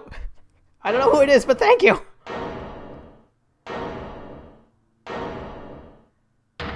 Yay! Bring in a new judge, please! Also, something about just seeing Cosmo just broken on the stand, like behind the prosecutor's bench like that, it's just devastating to see. Like him go from hellbent to just destroyed. Mr. Sholmes? This is no place for amateur detection, Mr. Sholmes. Yeah, this is no place for amateur judges! May I remind you that these proceedings are closed to the general public. You will leave the courtroom at once. Mr. Sholmes was instrumental in the apprehension of Seishiro Jikoku before he fled from Europe. The court should hear what he has to say. Lord Mayor Strongheart, it's imperative that you refrain from bringing this trial to an end at this stage. Is it really? And why would that be? You need only recall your own words from the opening of the trial to answer that question. If I may. We will stop at nothing to... Yeah, I can't. We'll stop at nothing to uncover the whole truth behind these disturbing findings. Surely it can't be that the shock of being accused of being the Reaper yourself has erased that from your memory. Can it? Thank you! The whole truth, sir, has already been uncovered. No, it hasn't!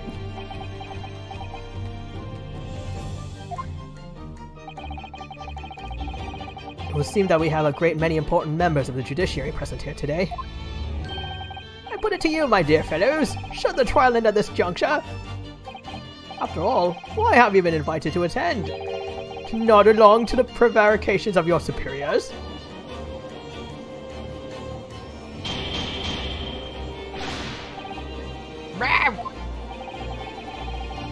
It seems to me that we stand before a door that leads to a new era of legal practices. A door that is ajar. Let us emerge from the shadows of the Reaper's decade-long ascendancy. For you and you alone, my dear fellows, have the power to push this door open now. The auditors in this gallery have no rights to express an opinion on court proceedings. Silence! I think they're gonna hate you even more for that. He's right, the judge has absolute authority here. Yes, if he calls the trial to an end, it must end. But will they really do? I sense dark things occurring behind the scenes. Dark things indeed. Is there a single person here present who can honestly say he doesn't sense the same? What? Trial should go on. Summon the witness. That's right. We need to clear this up before that young Japanese fellow is remanded in something. Oh! That face! I just want... Okay. It's like I want to hug him. He looks like Kazuma baby. My lord, you assured those present that you would uncover the whole truth here. Vindicate yourself with this outlandish accusation. The truth, the whole truth, nothing but the truth. That's the very foundation of British law. A toast to my dependable colleagues in this gallery. Where he's getting paid tripling. Testify! Testify! Testify! I remember the first time I heard those chants. I think it was in it was in the second case of the first game. It was kind of scary, but hearing it now is like hell yes. Well, my lord, you hear the voices of British justice. I take it. I think you'll find it will be rather awkward to silence. Come on, pony boy! The court will recess briefly. Huh? I have no intention of shrinking from these allegations. Kazuma, baby! Plaintiff! Arrange for the subpoena of the witness at once. As soon as the gentleman arrives at the courthouse, we shall reconvene. Recess won't be necessary, my lord. Pardon. Mikotoba is a close friend of mine. He accompanied me today and is waiting in the antechamber as we speak. Mikotoba pokes his head out the door. Hello! I do believe he's been enjoying a little trip down memory lane, in fact. What? Professor Mikotoba's here? Mr. Sholmes, you didn't know this would happen, would you? My dear fellow, no one is in a better position to answer that question than you. He walks in with McDonald's.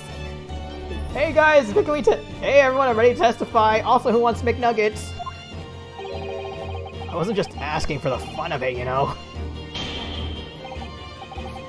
Well, I must thank you for your assistance in this matter, Mr. Sholmes. Again, can we remove him from the judge seat? McNugget party. However, you are of no further use here. Kindly leave the courtroom at once. But of course, in truth I find myself rather busy now as a result of these developments. Mr. Naruto. Yes? I trust you have Iris' little lucky charm with you. The bunny!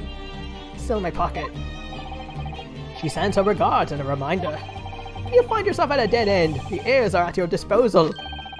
Just one tug if you please. Yes!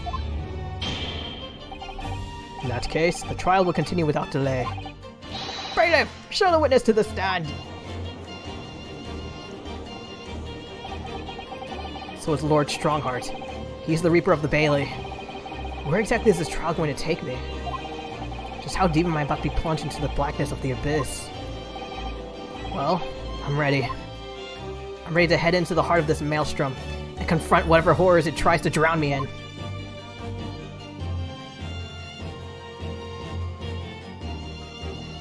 Woo! I am gonna destroy Strongheart's career next time.